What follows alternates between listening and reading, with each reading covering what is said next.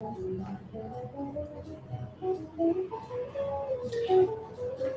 evening, everyone. Thank you for stopping by and tuning in to a night of healing. Boy, do we need a night of healing. There is a lot going on in our world. We can't control when crisis happens, but we can be intentional on how we respond. So, tonight's program of A Night of Healing is not an elaborate production, it is a heartfelt production of those in the Queens community of New York City to support the families that lost life, lost all of their worldly possessions, and are looking to rebuild. So I want to first start with thanking God for the opportunity to use this gift called life in a way that can bless others. And I want to thank our Queensborough President, Donovan Richards Jr., for partnering on this opportunity for us to really create space for additional urgent resources for these families. If you were able to view nightofhealing.com, you saw at one of the locations where I was really moved and emotional talking to these families over 2 weeks later, and they're still removing debris. They're still not able to sleep properly in their homes. I don't know how they're breathing on that block. It's just so much that is happening. And we know that FEMA and the other agencies that came to the aid, the visits from the governor and the president, we know it'll happen, but it doesn't always happen as fast as necessary. So we could have waited months to plan a big gala, but they need resources now. Families don't have kitchens that are operable. They don't have stoves that they can cook on. They don't have refrigerators that they can store food. They have children that are still required to be in school. And I'm not quite sure how a child can concentrate given living in these kind of circumstances and situations. So tonight is our opportunity to raise funds so they can immediately get access to bridging that gap in between when they will receive whatever claims and other grants and support that is being funneled down to them. So as we go through tonight's program, we're going to hear from a variety of individuals who have a word to share, who might have some musical talent, and maybe even a few surprise guests. And I want to thank the Port Authority of New York and New Jersey, the JFK Redevelopment Office, for hosting us with the virtual studio so that we can produce tonight's program. So without further ado, I am excited to introduce one of the key individuals in leadership here in this office that runs the operation of what this JFK redevelopment program does, and was just so willing and eager to say, yes, how can we support? We see what's happening on the ground, and we know that additional resources are needed now.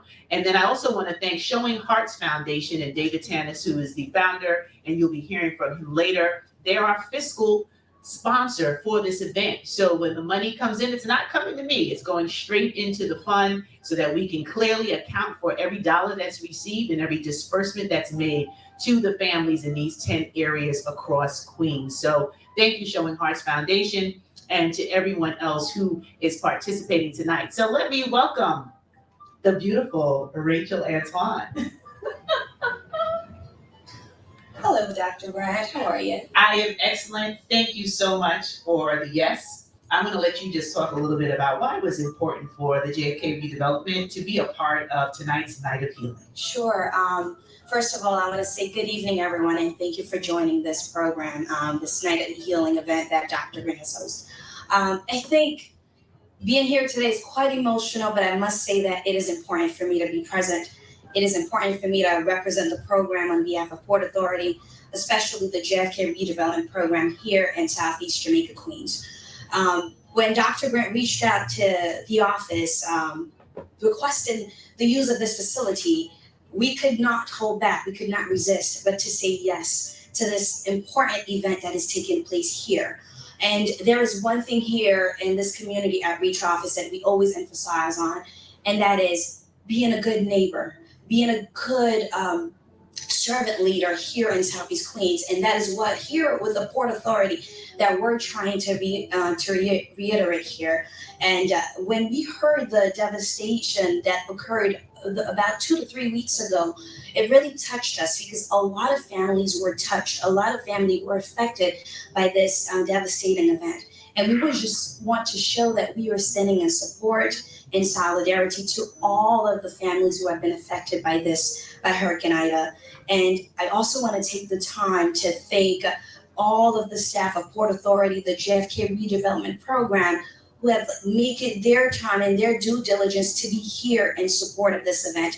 And let's not forget our fervent servant, Dr. Grant. Every time there's something in community, she comes together. She brings folks together. She brings our community partners together. She brings our elected officials together to ensure that we are staying in solidarity. So I could not remiss but to do the same and follow her footsteps on behalf of the community in this program as well. Thank you so much, Rachel, for those kind words. We appreciate it, and the fact that we can be COVID safe and make sure that we continue this work, which is so necessary. So I want to say thank you personally to you and the entire team. This is not a one-person effort. This is all of the collective we that we can truly make a difference. So I know your days are full from sun up to sundown doing the work here at the redevelopment office. If you want to just share a few words about when we're open and when people can come in, just so that you know, part of building and rebuilding is also going to require money coming into the community, businesses being solvent. So just real quick overview of what people can actually find out by going to visit anewjfk.com. Definitely, I'll speak a little bit more on that. Many of you guys may know about this program already, this project. It is a $13 billion project to remodernize JFK Airport. And part of this, there are tons of different opportunities that are occurring here, whether if it's from the business perspective, educational, workforce development. This is why this office has been placed here, to ensure that the community is well aware of what is going on around this project. So in time like this, when we have an event that occurred like this, we want to ensure that we are doubling our efforts here, and that is providing opportunities around this project. Also advertising, conducting community outreach effort to ensure that, to let folks know that there are opportunities available here. And this office is open every Tuesdays and Thursday. We are respecting COVID protocol from 9 a.m. to 5 a.m. And we have different PM. Thank you for that. And we have different folks coming in from the developer side, from our consultant side, to ensure that they're providing you up-to-date information around the project. So I'm here to assist you. You may contact our JFK facilitator. I am not the only representative here on the program. Yeah. We have our co-host, our host for the program here. She's the host for the advisory council meeting that occurs every quarter, right? And she does a phenomenal job. So in case if you may not reach me, please feel free to knock at her door as well. But I'm here. Our staff is here to represent you all. The door will be open and is open every Tuesday and Thursday. And we are looking forward to adding more days into that as we are paying attention to the COVID protocols that are occurring.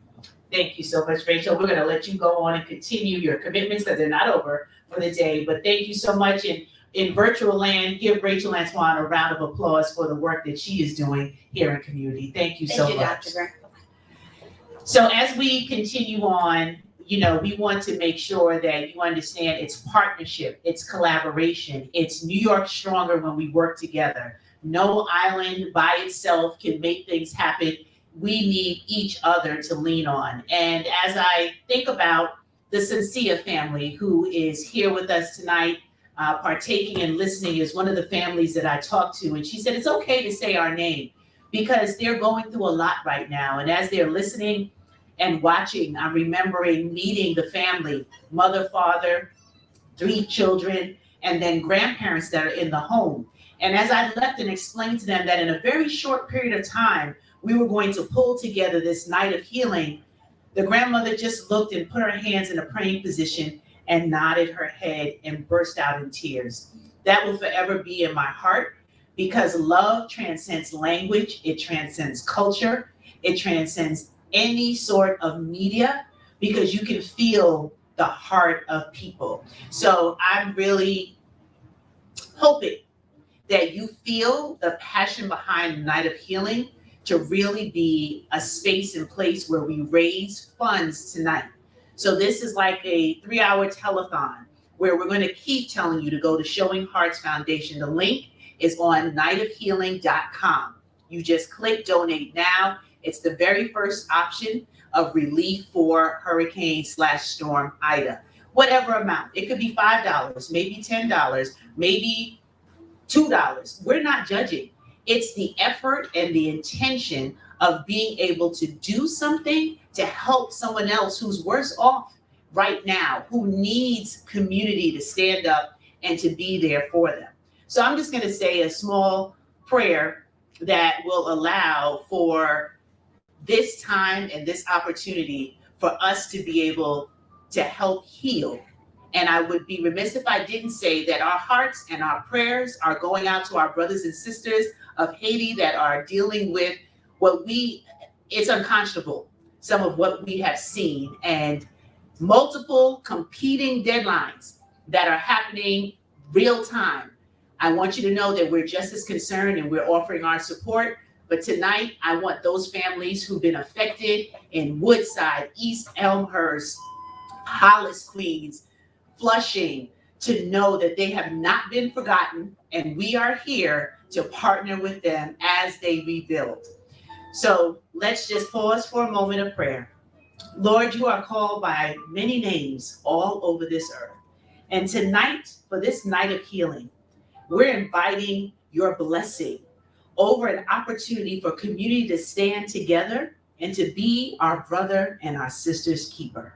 So no matter where we are in the world, we can extend love virtually. We can extend love in action. We can extend love in not thinking about ourselves, but the needs of others. So bless everyone who said yes to participating, who said yes to making a contribution, who said yes to offering whatever help they can to help our neighbors make it through to tomorrow. So as we go through this night, let it be a blessing and let it be encouragement that good still conquers evil, that joy does come in the morning, and trouble doesn't last always. All these things we ask in your name. Amen. Great. We have 3 people in the audience. Okay. Jessica from SEQ Up, Mr. Comrie, who stepped away, and Speaker T. Awesome. So we have some special guests, but there's another special guest in the building that I saw come in. He knows I get excited when I see him. So I don't know if he's ready to speak yet, so we might let some of the other special guests that are here go ahead and speak. I believe New York State Senator Comrie is on standby. We have Speaker T, who is here. So let's go to Speaker T and bring him up with a special message. This is a brother from another mother that said, I so appreciate what you're doing. I want to share a word. I want to share a message that can let our families know they are not alone. So to all of our families that are tuning in, thank you so much for coming, even in the midst of what you're going through, so that you can see love demonstrated in real time. Over to you, Speaker T. What's going on, Faithpreneur? I'm telling you, boy, this is so exciting. God bless you. God keep you. You know that's my prayer. And then, hey, all you wonderful queens in New York City. Hey, I didn't want to miss this. You know that. I couldn't have missed it. I had to be right where you are with this great opportunity just to encourage all of those who have survived Hurricane Ida. I don't know where to get these names from, but whatever they get them from, you done overcame it. And I'm telling you, some of you had loss of life. Some had experienced loss of all human possessions. Some had difficulties, and some said, look, I don't care what come my way. I ain't about to give up. I ain't about to quit. So I want to pray that this night, tonight, of healing provides for you. Yeah, I want it to be necessary. I want you to understand you're not alone. I want the financial support that is needed to help you. Guess what? You got to rebuild. You got to get refreshed. You got to get retooled. You got to know it can happen. And I want you to know that you're comforted tonight, not only with my prayers, all of those that are there, others who have tapped in, others who are in there. We want you to know you are not alone. I think it was Michael Jackson said, "You are not alone. I'm not him, so I ain't gonna sing, but I want to give the shout out to my girl. That's right, the faithpreneur herself. Stay on 10. Get you fired up. I gotta listen to Dr. Stacy NC Grant and her partnership with Queensboro President. You heard it. My boy Donovan Richards Jr. is bringing all this together. Only if this is a God move. Only God could do this, to touch somebody's heart, to say, let's get together, let's make it happen. And I want you to know, be blessed, stay encouraged, stay connected. Let me tell you something, stay in faith. You with the faithpreneur, and you will be at the top. We can redo this, and we will. I'm Speaker T. Peace. Speaker T, I love you, and I hope everybody is smiling just as wide as I am hearing your message, my brother. Thank you for taking time all the way from Detroit, correct? The Windy City? Or is that Right. Chicago?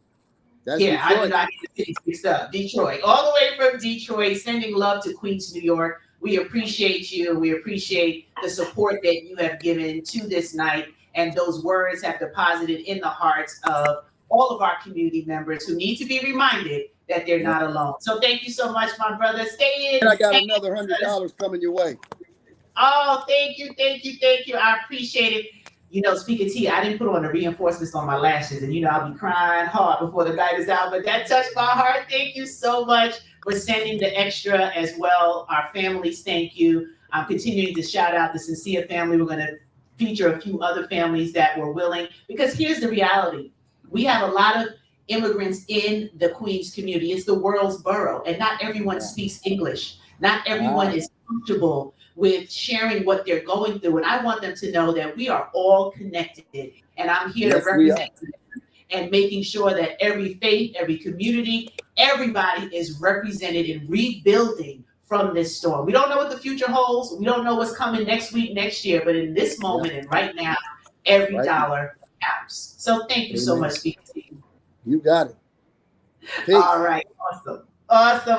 So thank you, my brother. We're going to move to the next person who is ready to go in the queue. And I believe, I'm getting cues from production team. Shout out to Granted Group Productions, AKA my husband and my son, who got hired and voluntold that we were going to do a night of healing. Who's next, honey? Our New York State Senator Leroy Comrie, my dear friend, partner in community, always there, no matter what it is that's going on. Before I can finish the sentence, the answer is always yes. Senator, how are you? Thank you so much for showing up for Night of Healing. I'm happy to show up with you anytime, Dr. Grant, as you're continuing to provide services and opportunities and resources for people in our community in so many different ways. So I'm proud to be here. I'm Leroy Comrie. As Dr. Grant said, I represent the 14th Senate District in Queens. As you know, our community was one of the hardest hit areas in the state from Hurricane Ida. And also, we have so many Haitian brothers and sisters in our community that are concerned about what's going on in Haiti and also what's going on at the border with people that are trying to get a lock on life, to try to get their life back. So, my colleagues and I have been working directly with our residents who faced some of the most devastating damages from this Hurricane Ida weather event, from Hollis to Brinkerhoff to Jamaica to Kew Gardens to Woodhaven, Elmhurst, and beyond.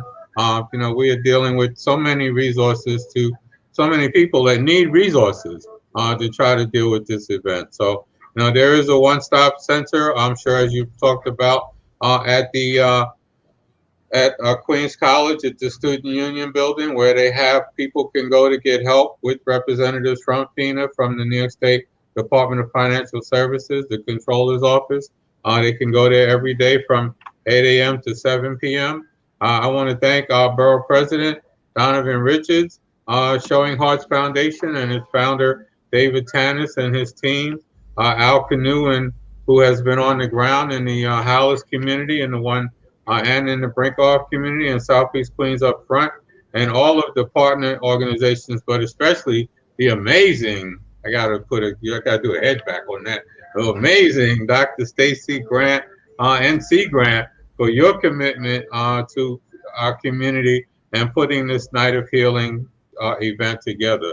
Now, the goal is to create an opportunity for neighbors to be differences for neighbors, and the resources and hope that can happen between neighbors and individuals is a powerful testimony in our community. So I'm just proud to be part of this event. I would encourage you to do the link that Dr. Grant is talking about and donate and participate in this Night of Healing. Okay, so we can do for our communities within our own selves and within our own resources that we can help each other and help move forward. It is critical for us to support one another, and as the African proverb says, if you want to go fast, go alone.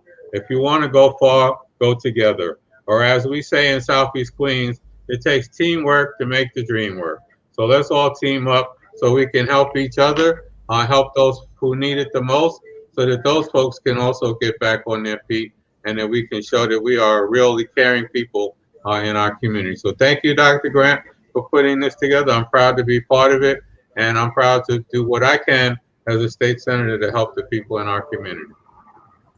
Thank you so much, Senator Comrie. You know I love and adore you, and I can say it publicly. You're a true friend, a great leader, public servant. You've been working for this community for years, and we're grateful for your tireless efforts in making our community better. And we appreciate the on-the-ground support. You know, I want to highlight there's been all of our elected officials, all of our community organizations have been on the ground since day one, delivering food, delivering cleaning supplies, clothing. All of that has been happening, and tonight is just to continue that support with financial contribution to go right in the hands of the families who are in the most devastating situations still. And we thank the American Red Cross for the temporary shelter, but we know that there's still more needed. We have over 250 families that are in temporary housing right now, and we still have families who are living in houses that Department of Buildings has not yet had a chance to inspect. So this is real-time issue. We need to solve it, and we know that currency is one of the ways that we can do that. So thank you so much again, State Senator, New York State Senator Leroy Comrie. We appreciate you, and we know that you have other commitments tonight, and we thank you for taking the time out to be here with us. Thank you, Dr. Grant. See you soon. Stay safe, everyone. Take care.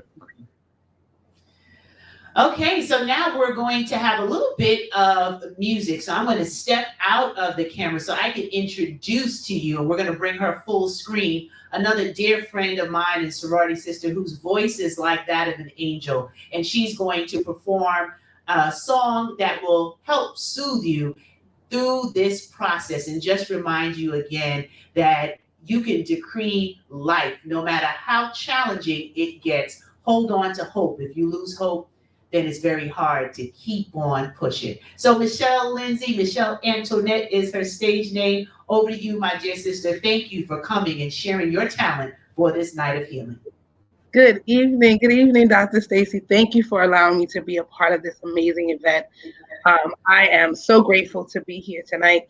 And yes, I definitely want us to decree some things, decree life over this situation, decree the fact that we need to be able to just be here one for another, right? And so we are going to just have this song, and I pray that it would bless someone. I pray that it would help someone to understand that no matter what you're going through, no matter what's happening for you, that if you decree life, everything will fall back into its place.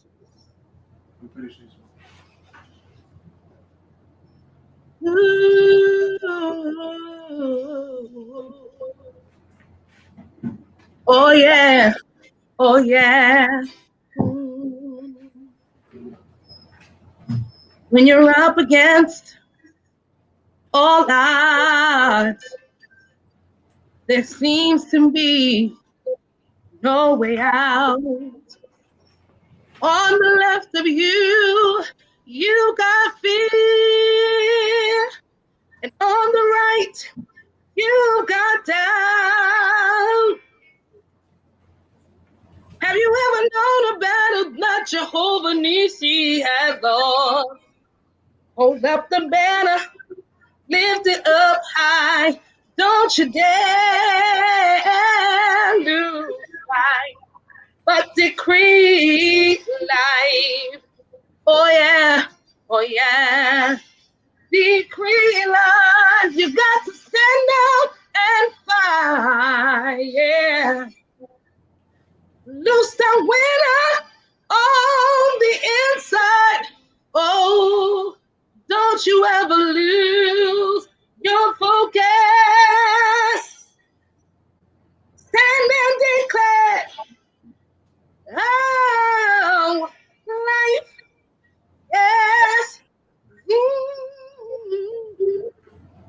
You gotta open up your mouth and speak to those things that are not as though they are. Because over life and over death, God is giving you the power. Till the battle is over, to shout. You can shout the victory. Shout it right now. Don't decrease. Don't be afraid. Don't back down.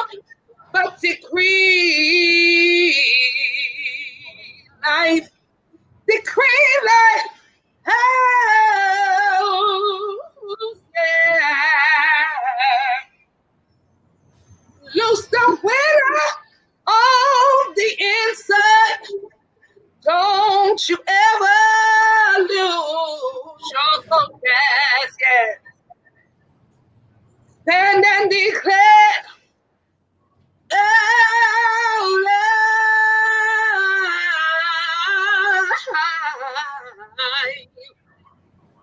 Loose the winner on the inside. Don't you ever lose your focus. Stand and declare. Oh, decree. Oh, oh, oh. You got to stand. You gotta believe it. You gotta trust. Oh, oh, oh. Yeah, yeah. Oh, oh, don't give up and don't give in.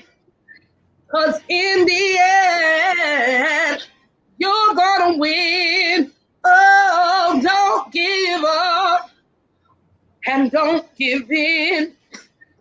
'Cause in the end, you're gonna win. Oh, decree life. Oh, decree life. Decree life. Oh, don't give up and don't give in. 'Cause in the end, you're gonna win. Oh, don't give up and don't give in. 'Cause in the end, you're gonna win. Oh, decree it, decree it. It's yours, it's yours, it's yours.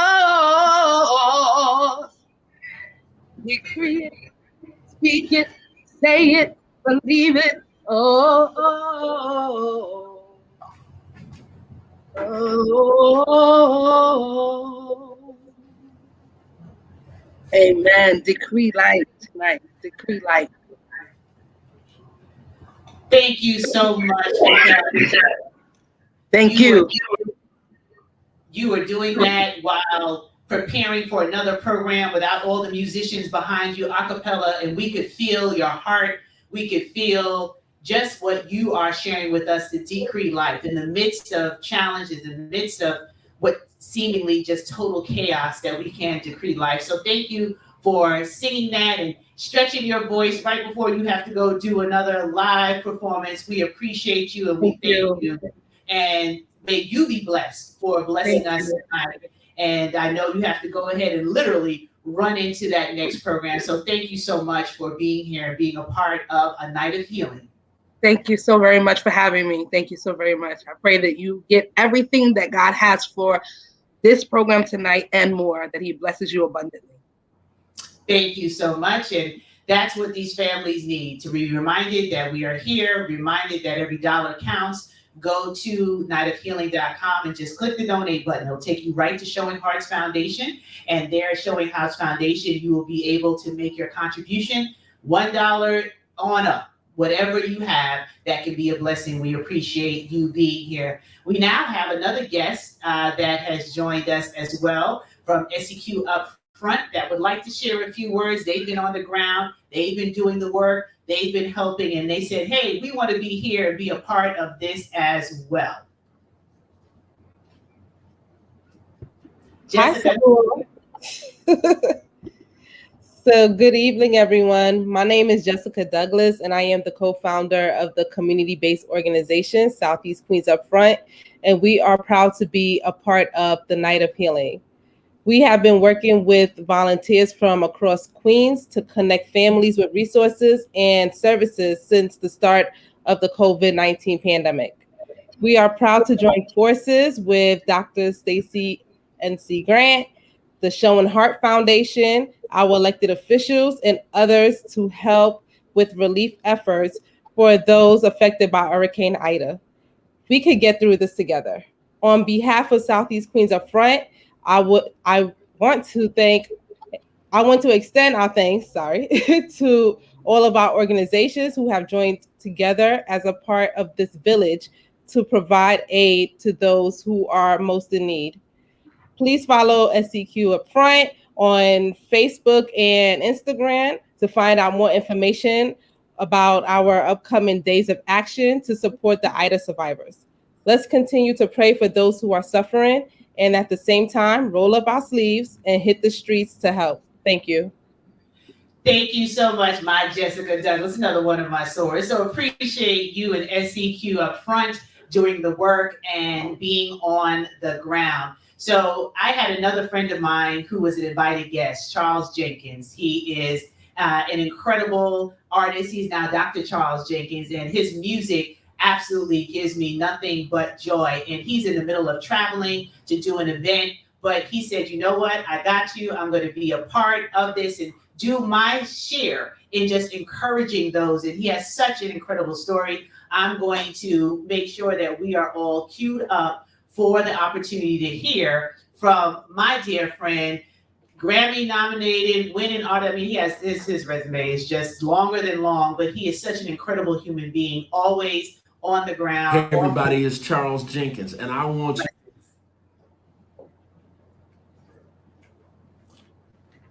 you to know that my God is always awesome. Even in difficult seasons and difficult times, God's got power to get you through or to get you to wherever you got to be. In this very difficult season, those of you who have been hit hard by Hurricane Ida, you've lost people you love and need. You lost possessions that you need and that have been very valuable to you. I know exactly how you feel. When I was a kid, I lost everything. Our house burned down to the ground and everything was gone in one night. My father, who was my everything, passed away when I was about 9 or 10 years old. I didn't think I would overcome it or recover, but I want you to know God is a healer, God is a provider, and God is also a keeper. And my prayer is during this special night of healing that you get some very needed encouragement, some very needed inspiration. And also my prayer is that money is raised, financial support to be able to help you get back on your feet. I want to show so much love to my dear sister, Dr. Stacey N.C. Grant, our dear brother, our borough president, Donovan Richards Jr., the entire Queens family. Know that we're holding you high, we're lifting you up, and we're praying for many blessings, and we're sending so much love. God bless you all. In Jesus' name we pray. Amen.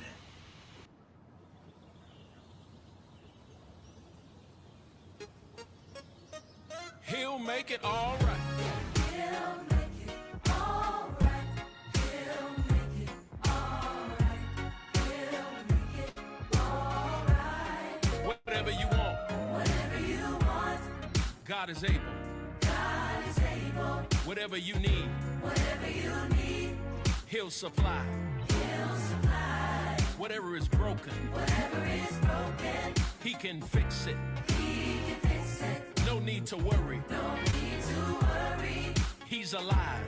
He's alive. Whole church, He'll make it all right. He'll make it all right. He'll make it all right. He'll make it all right. He'll make it all right. He'll make it all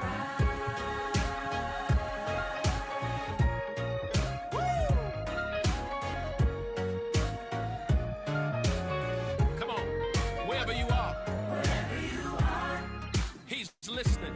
He's listening. Whatever you pray, Whatever you pray, He knows. He knows. Whatever the answer, Whatever the answer, He's got me. He's got me. We know He's sovereign. We know He's sovereign. He's in control. He's in control. Whole church, He'll make it all right. He'll make it all right. He'll make it all right. He'll make it all right. He will. Say He'll make it all right. He'll make it all right. He'll make it all right. He'll make it all right. He'll make it all right. He'll make it all right.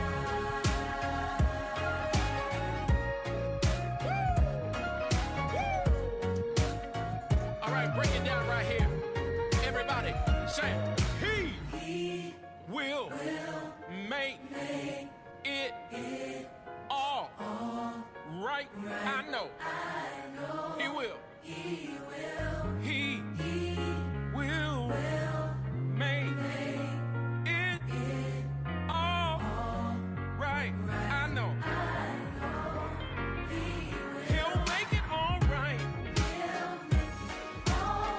All right. Yeah. I know He will. He'll make it all right. Hey, hey. Can I get a witness? He'll make it all right.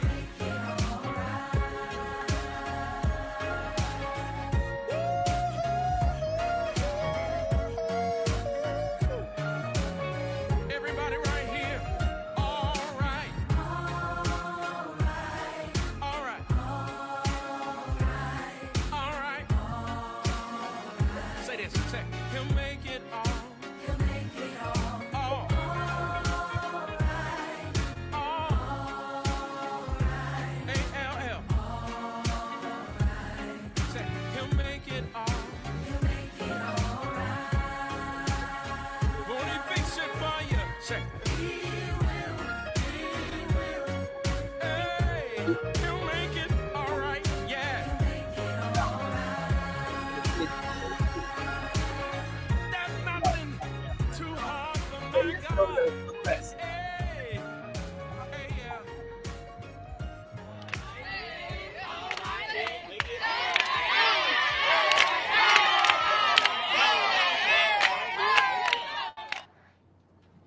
I just love Dr. Charles Jenkins. That's one of my favorite songs on my playlist. My dear brother, thank you so much. If you follow him on social media, just tag him and say thank you from Queens. Thank you for just being a part of tonight, supporting what we are doing to rebuild and have families know that they're not alone. I mean, just think about the fact that you can go to bed tonight knowing that if you get up in the middle of the night, you can run to the refrigerator and grab something, that you can sit down for your evening meal at ease. And these families don't have what we can take for granted. And in this moment, they're so appreciative of all of the elected officials and community organizations that have been on the ground assisting, but there's some real-time replacements that need to happen. So $50, $100, $500, whatever you're able to give, we're able to put it in their hands so they can make the best use, replacing clothes for children, replacing books, there's so much that is happening in real time. And like I said before, crisis is not something you can plan for, but your response can be intentional. So just go on and click the link on nightofhealing.com and press donate. Tonight is all about raising the amount of capital that's needed to help fill the gap. While we know that FEMA and all of our other government agencies are working as fast as they can, we need the resources now to be able to assist these families. We're starting with Queens. I don't know what God has in store. Sometimes I scratch my head like, why am I keep getting these assignments, Lord? But I can't sleep well at night knowing that my brother or my sister is in crisis and I'm not doing all that I can do to be a blessing. So thank you to everyone who's already contributed. I'm getting text messages, I'm getting emails that I made my donation, I made my donation.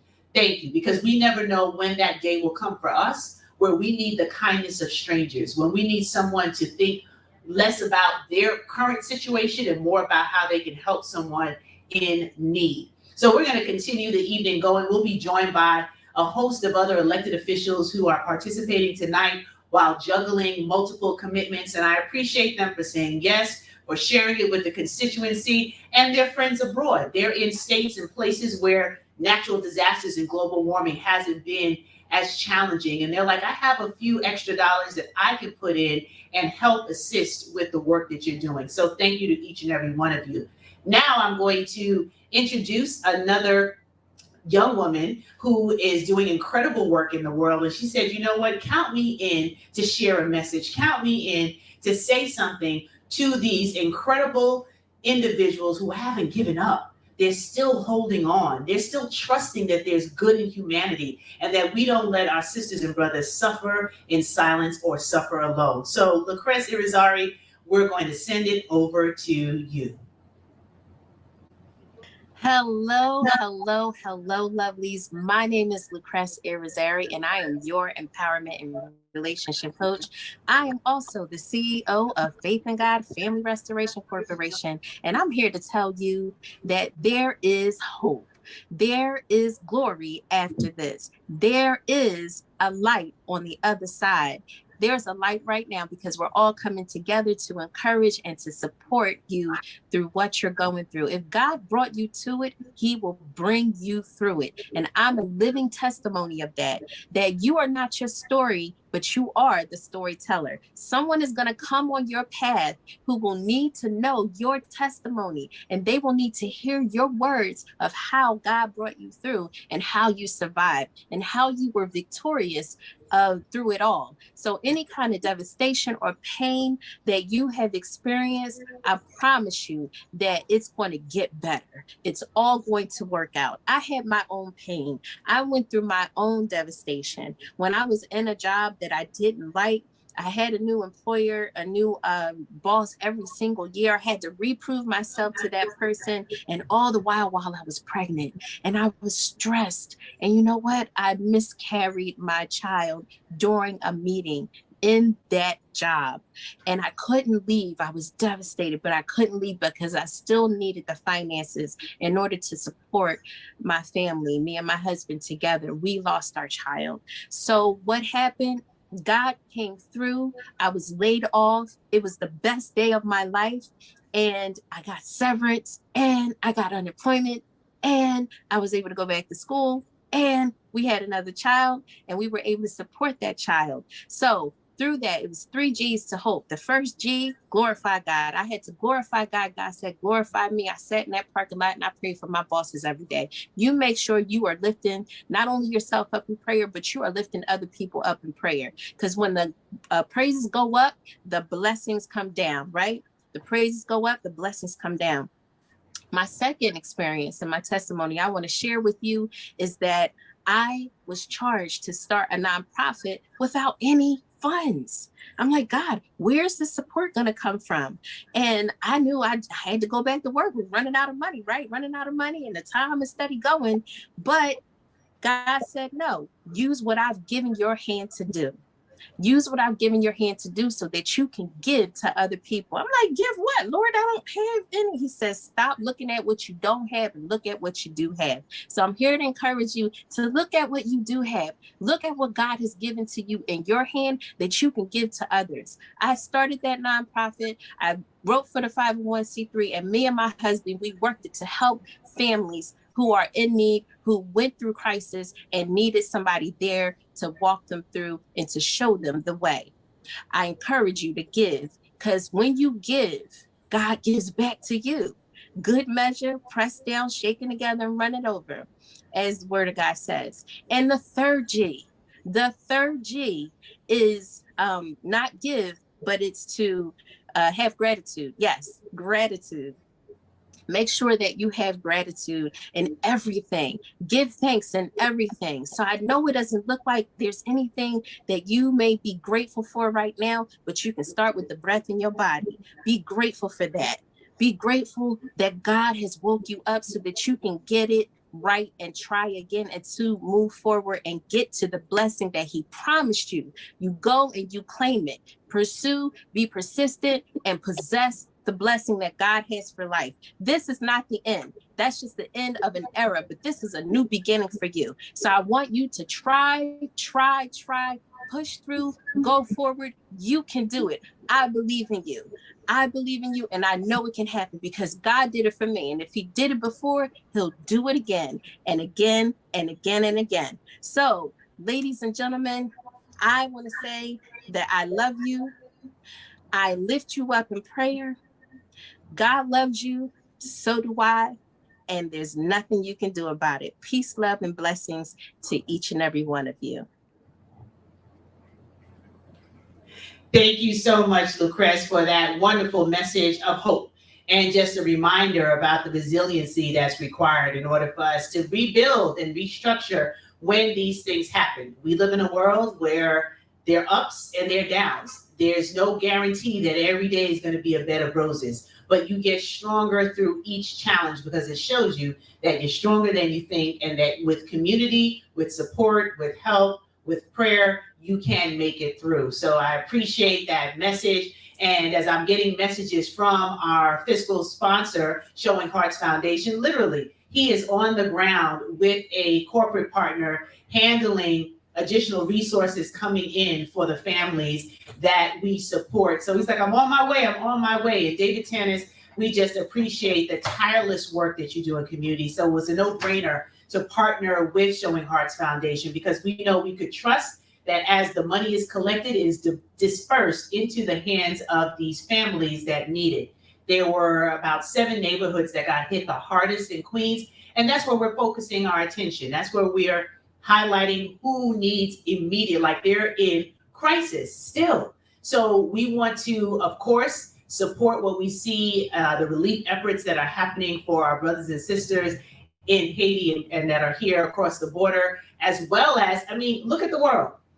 Afghanistan is not over. You know, the news cycle just moves from thing to thing. Wildfires haven't really stopped on the West Coast, and we have a lot that's going on in the Gulf Coast. So you can get overwhelmed if you start thinking about all the different areas that require your attention.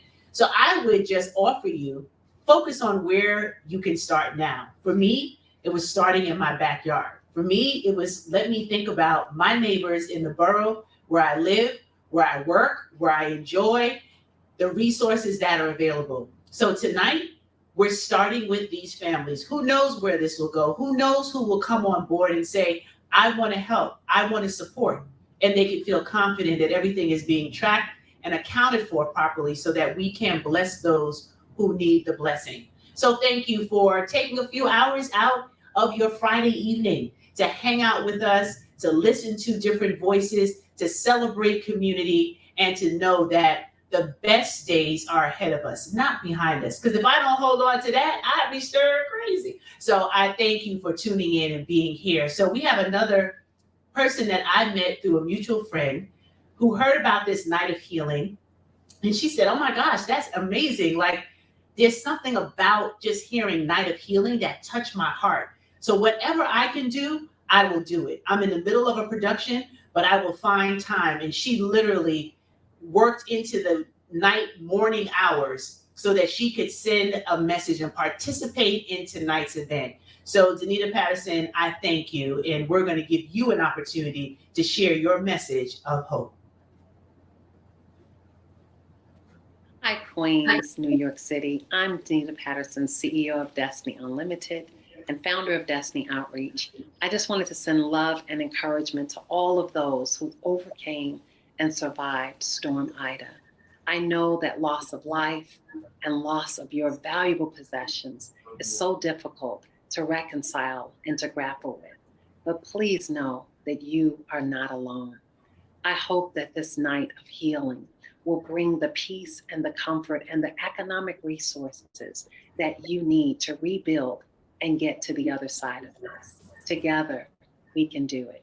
People from all across the country are thinking about you and bringing our support and help so that you can get to the other side. I want to give a special shout out to my sister, Dr. Stacy NC Grant, and all of the faith that it has taken for her to pull this together because she wanted to be God with skin on it and bring all of us to help too. And I want to thank you for the partnership that she has with the Queens Bureau President, Donovan Richards Jr., who caught her vision, and all the elected officials and everyone who's participated tonight. This is possible because all of us are here to say you are loved and we care and we are in support of you to get to the other side. It's important for you to know that God cares, He hears, and He knows, and so do we. And I wanted to just leave you with just this little snippet of an encouragement that He's just a prayer away. I know that there are times in your life when the wheels just seem to turn and uncertainties about your tomorrow seem to grow. One thing you should remember, I want you to always know, out of everyone who loves you, God, He loves you the most. I am just a prayer away. Call my name with your heart, and I'll hear every word you say. And when you cry at night, I'll wipe tears away. Just pray my love, and I'll be there right away. Just pray my love, and I'll be there right away. God is just a prayer away, and we are right there with you. We love you. You can make it, and you will. God bless you. Wow, wow, wow, wow. That was so beautiful. I tell you, her voice is just so soothing, and I hope that that touched you in your heart. When you look around, families, because you all are tuning in, those we've been in contact with, I hope you are feeling the love. We're trying to just flood you with love like a fire hydrant, that you're feeling it coming your way, but not just in the words, but in the actions of everyone who is hitting the donate button tonight so that these financial resources can reach you and support you and your family during these difficult times. And for those of faith, we definitely believe and ascribe to the fact that God is a prayer away. And we know that He shows up for us in our lives in different ways. And we just are appreciative that this night of healing can reach and touch you in the way that He has made possible. So thank you again, Danita. So grateful for you taking the time to share that word of inspiration. So as we're going through the night, I'm continuing to get messages from some of the talent and performers who are still fighting their way to participate. We had even some of our elected officials who had some unfortunate news that happened this morning. So it interrupted their ability to be live and present. And some are still making their way after events. That's what community does. Even in the midst of a competing and challenging time on their schedules, they're making time to at least pop in and say that we're here, we're still here, because they've been showing up day in and day out, figuring out ways that them and the staff and the community can partner together to provide resources. So once again, this is just a continuation of work that has already begun, but this is about the financial capacity and increasing that financial capacity so that we're able to bridge the gap while these families are waiting for all their claims and their FEMA support and what Red Cross is doing, because each of us have a part to play in rebuilding. We thought that COVID was crazy, and it was. 2020 was difficult. And, someone said that they thought that 2021 was 2020 with a wig on. I don't know. You can decide for yourself. And we don't know what 2022 has in store. But what we are in control of is this moment to be intentional, this moment to be a blessing, this moment to make a sacrifice to help somebody else who is in dire need of that support tonight. So thank you again for tuning in. If you have comments or questions, or you just want to say, hey, I made my donation, just type it in the chat. We're broadcasting on multiple channels, so we want to make sure that we reach as many people that we can. And your contribution is special. That's right, everybody. If I was Oprah, I would be able to award you with a car for every contribution, but that would defeat the purpose. And I'm not Oprah. So I want you to make sure that you are part of this community effort, that you can say on September 24, 2021, I was here. I participated. I supported. I showed up so that these families could know that they're not rebuilding alone. So we have a comedian and friend, and he is just a hoot to be around, to hear from, but his heart and his love for God and the work that he does shows up in so many different ways. He's known as a comedian and an actor and a speaker, but he said to me all the way from California, I want to participate. I want to support these families. It'll be a little bit of comedy and some clips from some of what he has done in the world. So I'm sure you'll enjoy this for a few moments. The one and only John McKinney himself is going to share with us, and then we'll be back. We are expecting a few more elected officials to be popping in.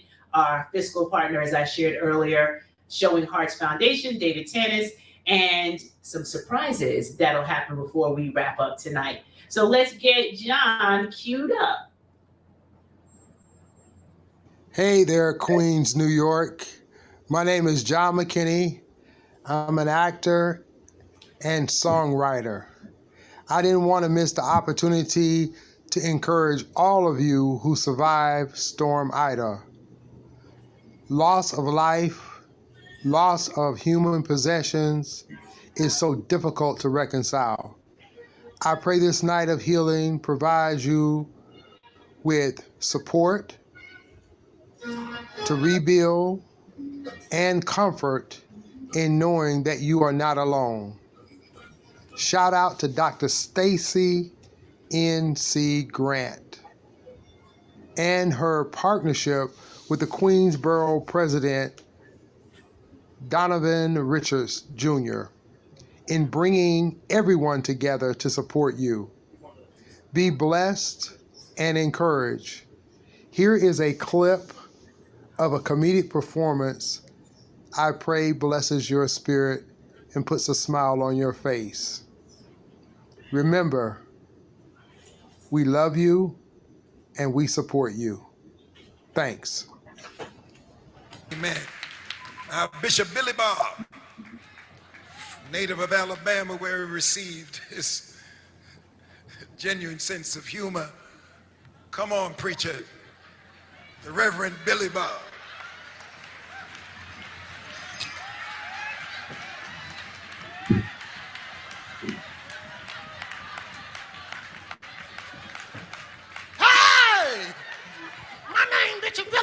Billy Bob Temple International Outreach Ministries, and I brought my armor bearer with me. This is my brother, Bobo Bob.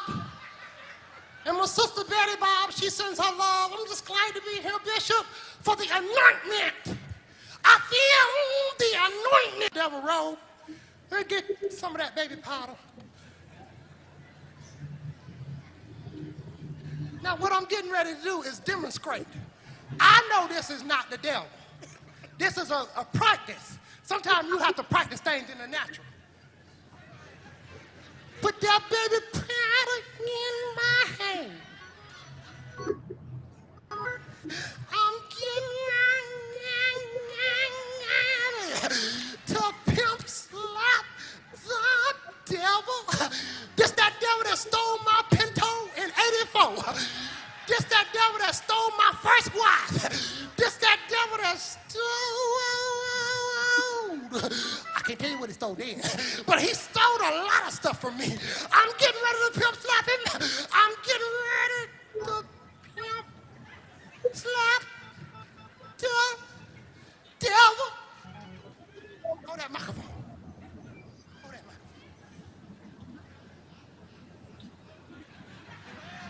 microphone. Woe be unto the devil. Now put some of that baby powder on the back of my hand. That's a real pimp gonna slap you going and coming.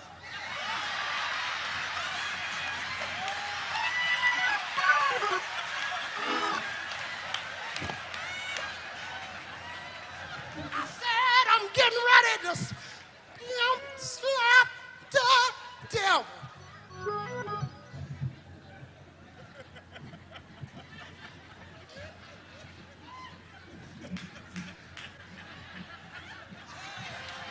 You gotta pimp slap the devil every day.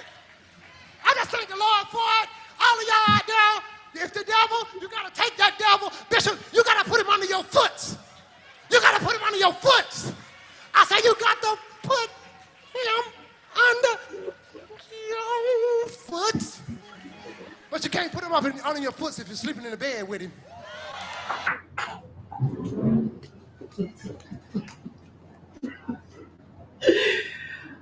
Oh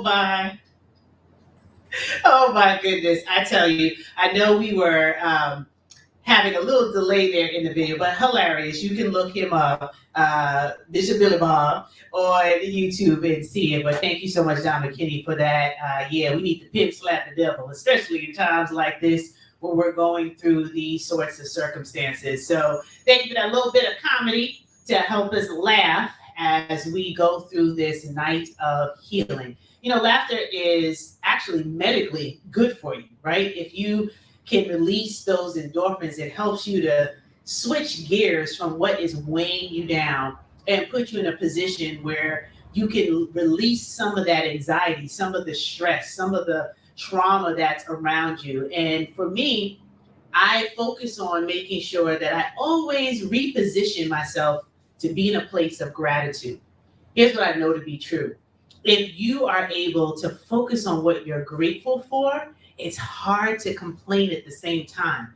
And to see these families that were grateful for life, even though all of their worldly belongings have been damaged, destroyed, or gone, it just warmed my heart. Because when you're in the middle of it, it's one thing to talk about hope and faith and doing wonderful things, but then when life shows up, because it will, that kind of challenge, you have a choice to make.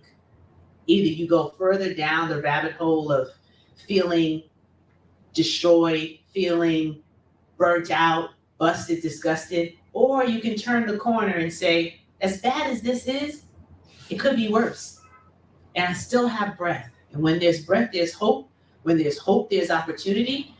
And tonight reminds each and every one that because of friends, because of community, because of the public servants who have chosen to use this space, time, and opportunity for us to collect resources and economic resources for our neighbors, that they can hold on to that hope, even in the most challenging of times. So once again, A Night of Healing is here to do that support. So just by clicking on that donate button, it'll allow us to see how much we can bring together, how much we can accumulate, how much we can do to be able to give those resources in real time to the families that need us now more than ever. And as we help here, then we continue to extend our help. Some people are doing double and triple duty, reaching out and collecting and serving and volunteering all their efforts with all of the human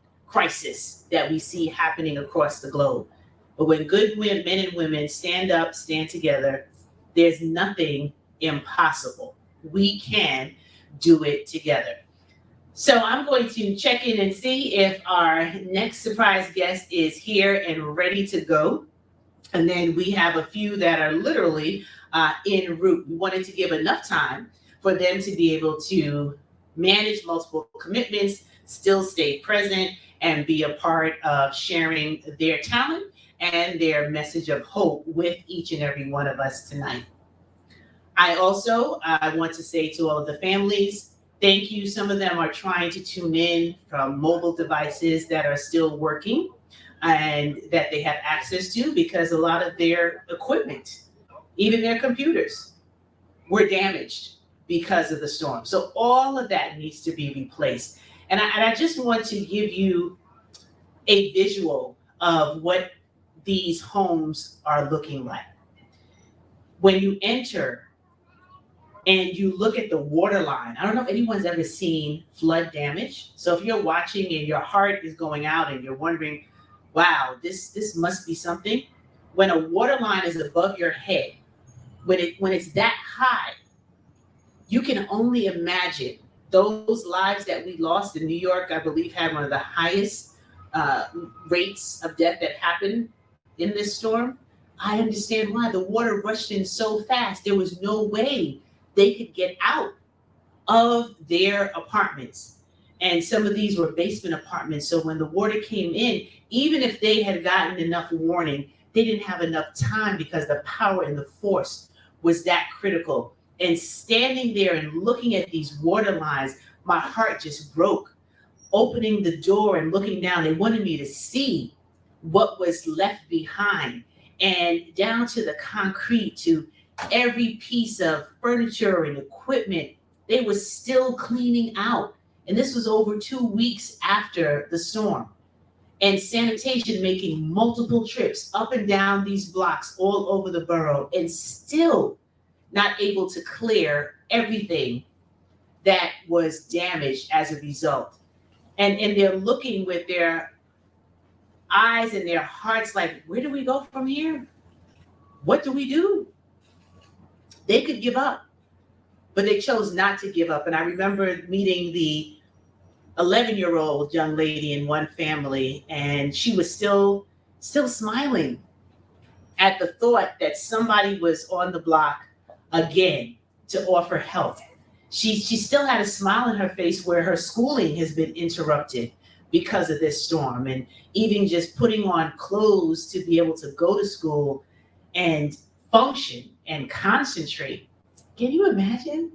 That's why for me, it was just too much. I just could not sit by and not do something else. Yes, I was a part of partnerships with Natasha Williams 2021 campaign and Showing Hearts Foundation, Assemblywoman Alicia Hyman, and all the different organizations that showed up in Hollis as soon as it happened. We have members of Queensborough President Donovan Richards' team that's been on the ground since day one in all of these communities. And shout out to Kat. She's been there talking with families, taking down information, advocating for resources. And I said, there's more. We can do more. And even though we've started and the work continues, we can go the extra mile and just collect some economic resources that can go into the hands of these families that need it so much, and support what FEMA and the Red Cross and all the other government agencies are working to do as fast as the process allows, because we know it's a process. So you donating tonight helps to cut that red tape just a little bit, helps to fill the gap a little sooner so that we can tangibly help them in this time. So with that being said, I'm going to pause once again because I'm just getting cues on whether or not our other guests have arrived, as a few of them are literally driving and texting me at the same time. So let's see if I can see in real time who's almost here. One of our councilwomen is here, and then we have another surprise guest who will be logging on in about 10 minutes or so. So looking forward to introducing them.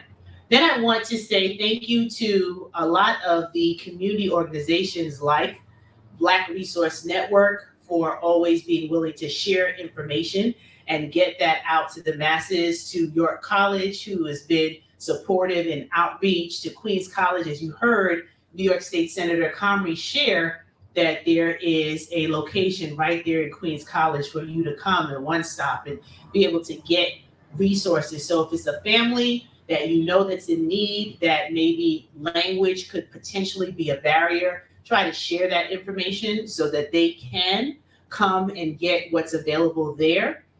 Every one of the elected officials in Queens has been sharing in their newsletters some of the additional programming, some of the additional outreach that is available as we all continue to do our part to help rebuild with our neighbors.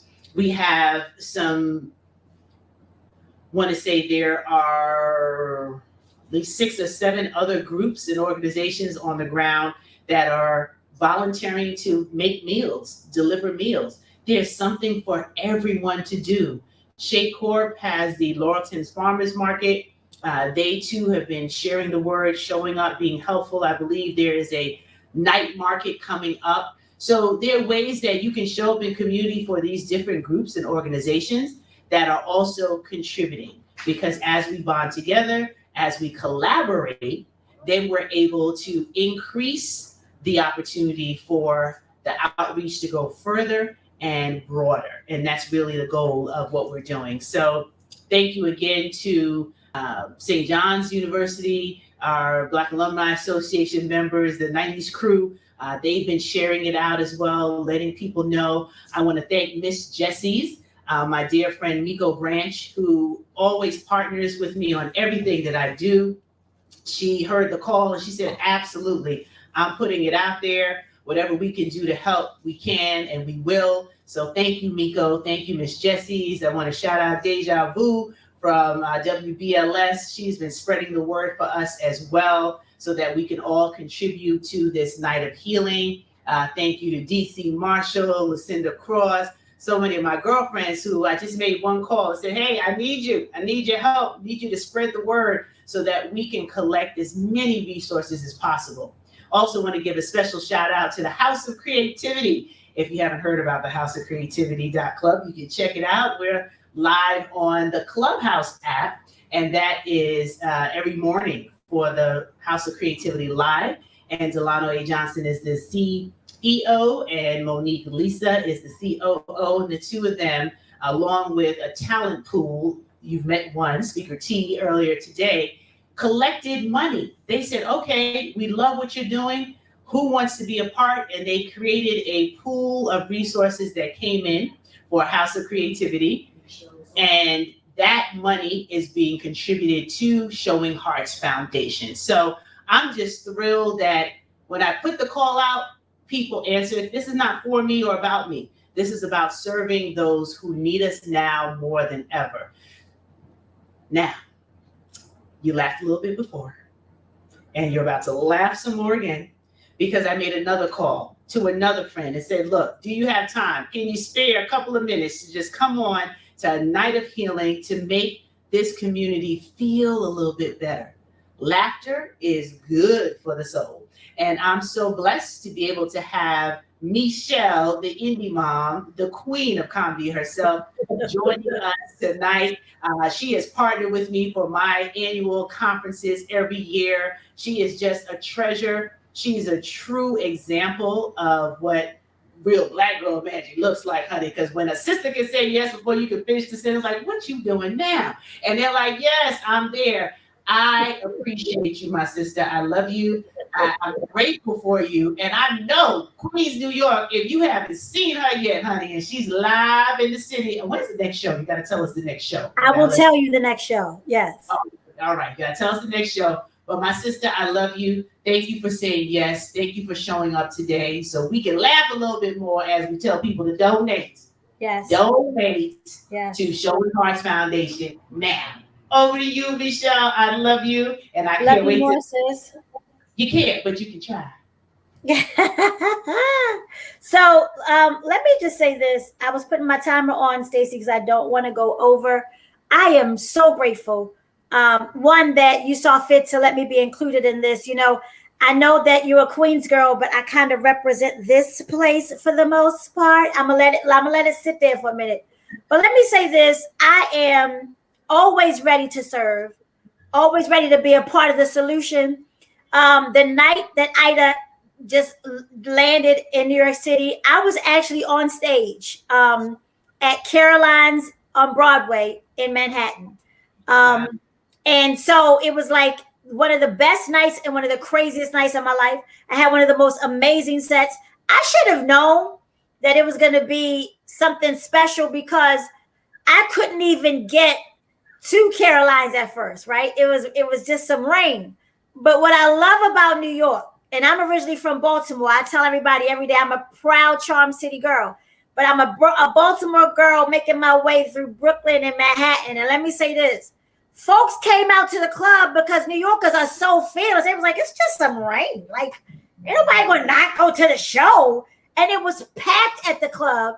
And it was literally Dorothy from The Wiz was swirling around on stage. Like, I was swirling around on stage. But when I left to try to get back to Brooklyn, I couldn't get out of the city. And I was like, I've only played Caroline's maybe twice. And I was like, come on, the night that I get to play Caroline's, I don't want to show up. And I want to know, why is her name Ida? It should have been like Tamika or Chantrice, because she brought the funk to Manhattan. I have never, in my 9+ years of being a quasi New Yorker, I've never seen anything like that. And I was like, this ain't Ida, this Aisha. She a beast. Like, she came here to do work. And sometimes when I'm on that A train trying to get from Manhattan to Brooklyn, you know, I try not to look down in the trenches because your peoples be down there jumping around like it's Disney World. But that night, Ida was like, oh, y'all been trying to get rid of these little peoples down in the train? We're about to bring this water. That was Aisha. Aisha said, we're going to bring this water and flood all these curry churs out of here so y'all can ride the train in peace. But the bigger thing is this. You know, we've been through so much as a country in this last 18, 19 months. And I told y'all before, if you've never seen me, I say, listen, I can say, y'all can say what y'all want to say about COVID. It's been horrific. But it's also blessed me in the weirdest ways. No, hear me out. I get permission not to let you in my house. Ain't nobody talking back to me.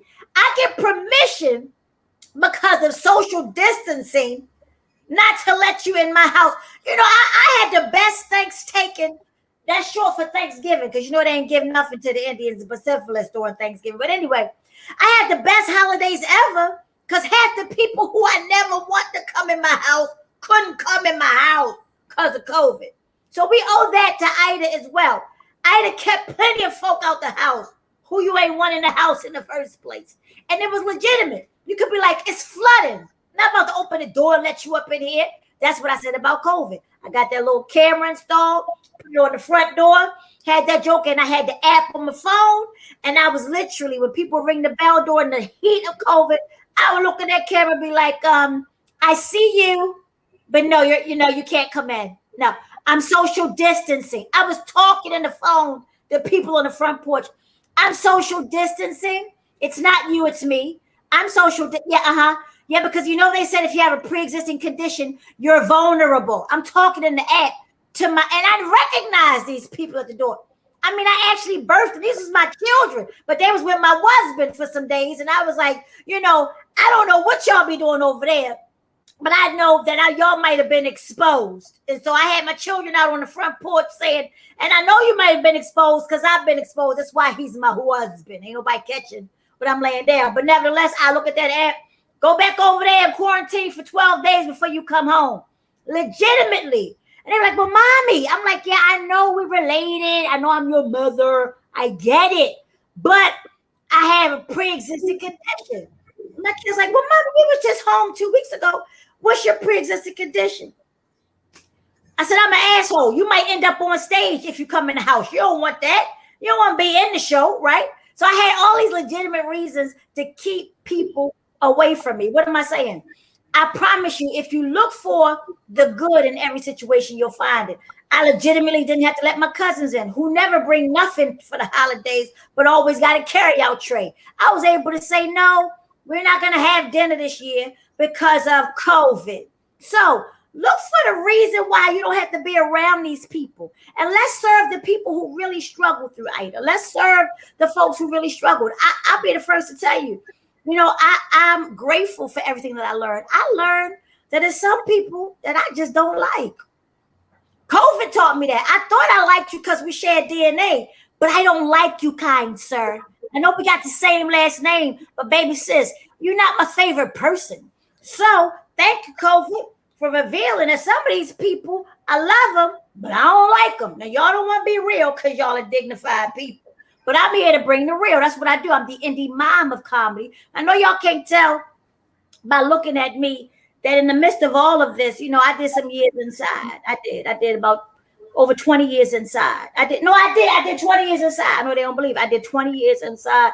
And I got out on good behavior. My husband, not so much. I don't know what was his deal, but I got out on good behavior. What am I saying? I was married for a long time. Long time. And I'm back out here in these streets. And I would come out when the hurricane came to New York. Like, New York ain't never had no flooding like that. I would be out here in these streets single once again while it's flooding. That's just what happens to me. But it's been amazing to just get back out here and see what's good. I'm grateful because I got out with my edges. Y'all see my edges? I still got edges. It's a blessing from the Lord. Look, I got edges and I got a waistline. You can't see it, but I'm tight in the waist, cute in the face. So the Lord let me out, with some good stuff left over. You know what I mean? So I'm out here and I'm exploring and learning. And I heard that some of y'all have FODA. Y'all heard of FODA? Fear of dating again. Not my testimony. I'm not afraid of it at all. I just know where not to go to look for a husband. I'm clear. Don't go to church. And I know, Dr. Stacy, I know you're a woman of God, and so am I. I'm a God. I'm a grown GAWD, a grown ass woman, darling. But I'm not looking for no husband in church. Because first of all, it's biblically incorrect. The scripture says he that findeth a wife. Ain't nobody talking back to me. The scripture says he that findeth a wife findeth a good thing. Not she that putteth on thine tightest genus and slideth thine hind parts, which is what my grandmother called the posterior. She never called it a behind. She called it hind parts. It don't even sound like something that you want to. I don't want no hind parts. It sounds like rough meat on a pig. But my grandmother called it hind parts. But if it don't say he that putteth on thine tightest genus on thine hind parts findeth a husband in the pew. That ain't what it say. That ain't biblically correct. And so I'm not going to church looking for a husband. That's not my testimony. And I need for you ladies, as we experience these things that make us really see ourselves, catch yourself in the act. Don't wait for your therapist to tell you something ain't right. First of all, go get a therapist. This stuff we went through, this ain't normal. Everybody should have a therapist at this point. I don't care. You ain't got to go to the office. Just log on. I thank God for my therapist. My therapist keeps me from slapping fire out of people that I'm related to. That my therapist had taught me hymns over hands. Ain't nobody talking back to me. My therapist has taught me hymns, hallelujah, over hands. Ain't nobody gonna get what I'm laying down. That's okay. So I've been delivered from hands because of my therapist. Because it's been a lot. It's been a lot. I got a daughter that's a junior in college. Yes, I know y'all can't tell because I ain't got no cracks up in here. Black don't crack unless we do crack. But I don't have no cracks in lines. That's my reparations because we ain't never getting no check, although they trying to get us a little coin. But I got a daughter that's a junior in college. And she tried to act like the COVID came to take her college life. I said, no, it actually affected the whole universe. It wasn't just your school in Texas. She was like, but mommy, it was my sophomore year. Everything has changed. I can't. I'm gonna need this Generation Z to get on their hands and knees and thank God and pray because they can't handle nothing. I couldn't handle a pandemic. I kept telling my daughter, this ain't normal. This has never happened in my generation, your grandmother's generation. We don't know what to do. So she just was mad at the universe. I'm here to tell you, every last one of us deserves a therapist. Every last one of us want to put hymns over hands. People have lost their jobs. People have lost their homes. And right now, in the midst of this situation with Ida, people have lost everything they have. So if you got nothing from me tonight, understand this. We are still blessed. Like we are still highly favored because we are still here. And as long as you're here, you still got a chance to do something different to get a different result. I'm going to leave on this. Y'all keep saying that y'all want more, y'all want different, but you keep doing the same thing.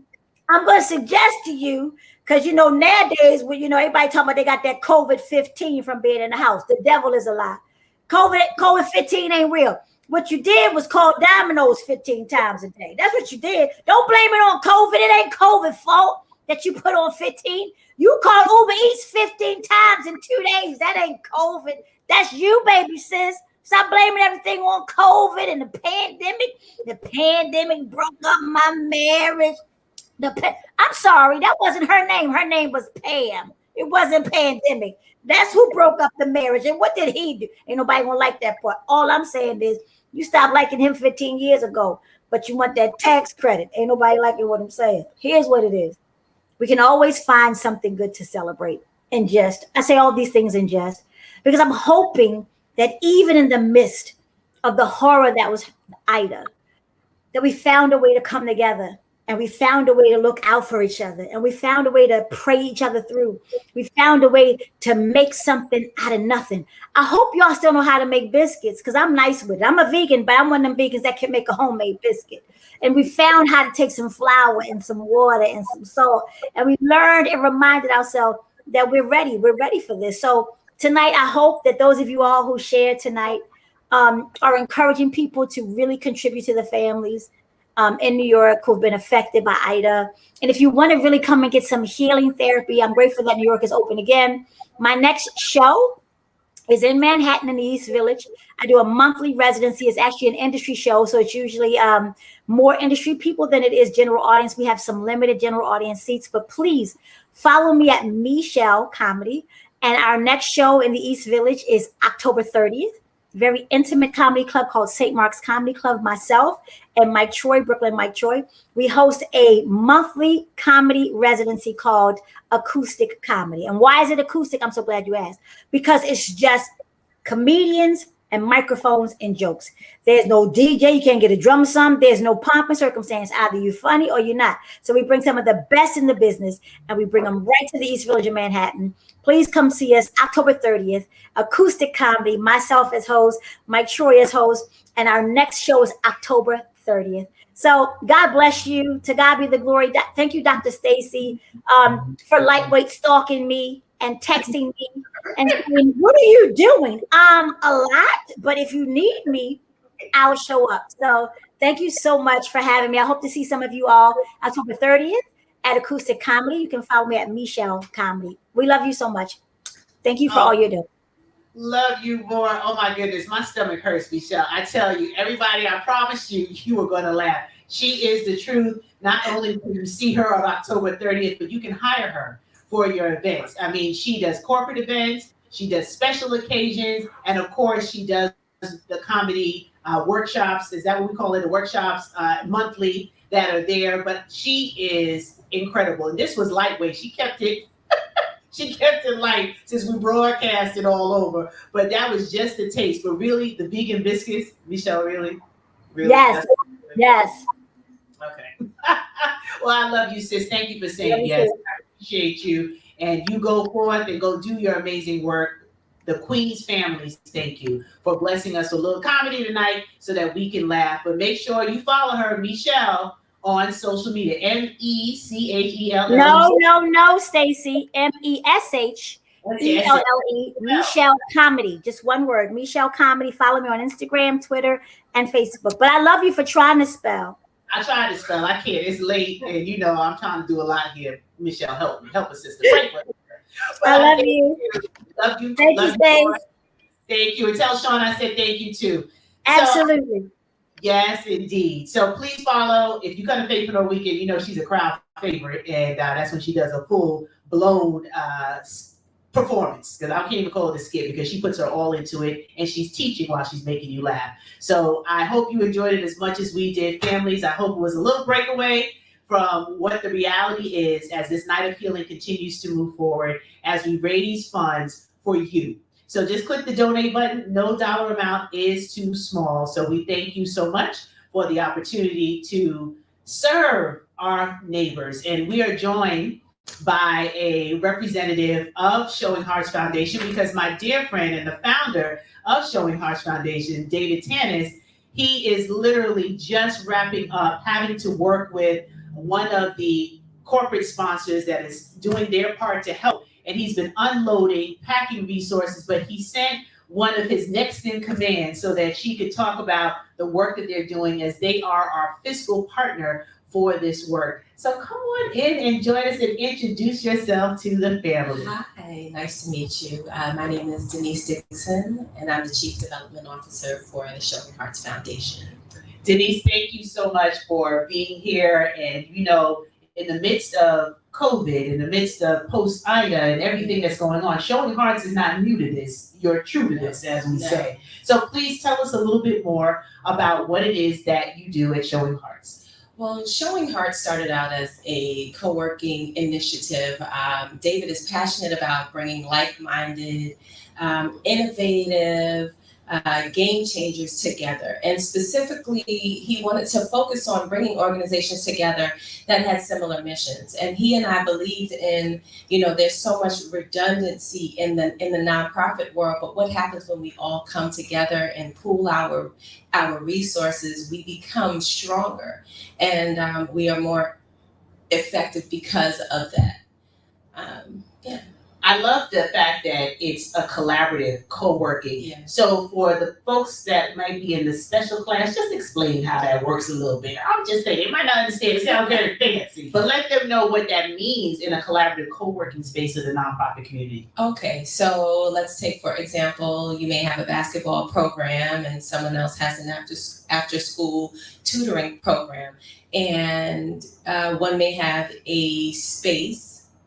And let's say the basketball program runs somewhere where there's a gym, but there's also a lounge area that tutoring program can come and use. And in exchange of the tutors coming and tutoring there, they can also offer those very same services to those basketball participants. So what happens is we come together and we serve each other in our particular strengths. And being in a position of being in Showing Hearts, we can serve as a fiscal sponsor. So we have a lot of visionaries that are out there that don't qualify for funding. So what we will do is we partner with them and somehow magnify what their reach would be and their impact by securing the funds for their programming and allowing them to operate through us, so they still get a chance to reach their desired demographic, to have the impact that they want to have. And we can help by having the funding and the infrastructure to help them do what they would want to do. And ultimately, we can provide services that make them strong enough to go from being an individual with a great idea to an emerging organization that can actually serve the community and have the impact that they want to have long term.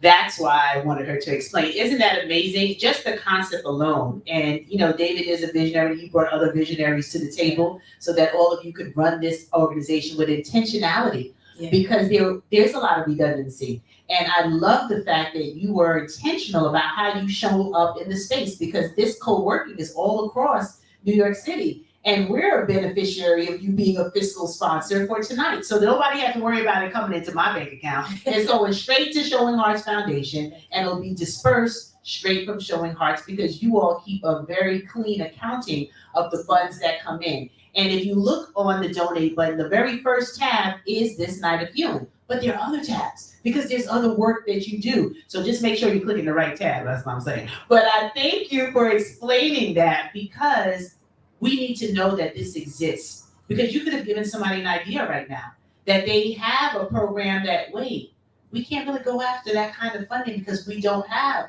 a nonprofit status, but they can come and inquire because you have case studies. you have current programming. So you want to talk a little bit about how you do outreach to help people with ideas in the ideation stage of how they can partner with Showing Hearts. So what I love about David is the people person. He's compassionate, and he created this a Slack group where he invited all of these nonprofits to come in, and there's literally an ongoing conversation all day.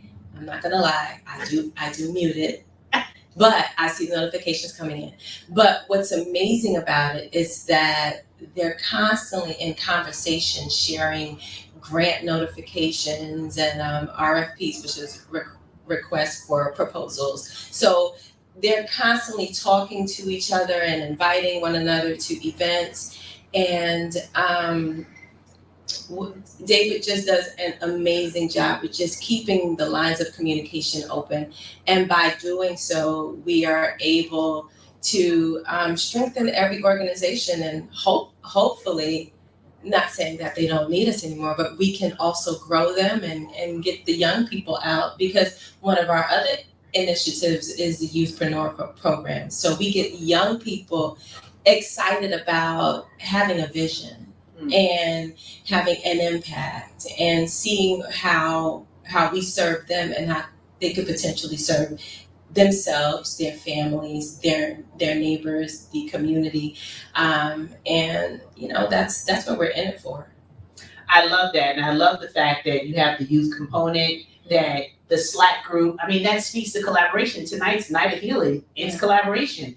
It was just an opportunity to do something. I didn't know how it would turn out. I didn't know how many people would show up. I don't know how many folks would say yes, but I wasn't focused on that. I'm like, let's go. They need help now. And I want you to talk about the work that Showing Hearts has been doing on the ground since the storm hit. You've been delivering food, cleaning supplies. Let everybody, like, this is not just a partnership because Showing Hearts Foundation is a nice title.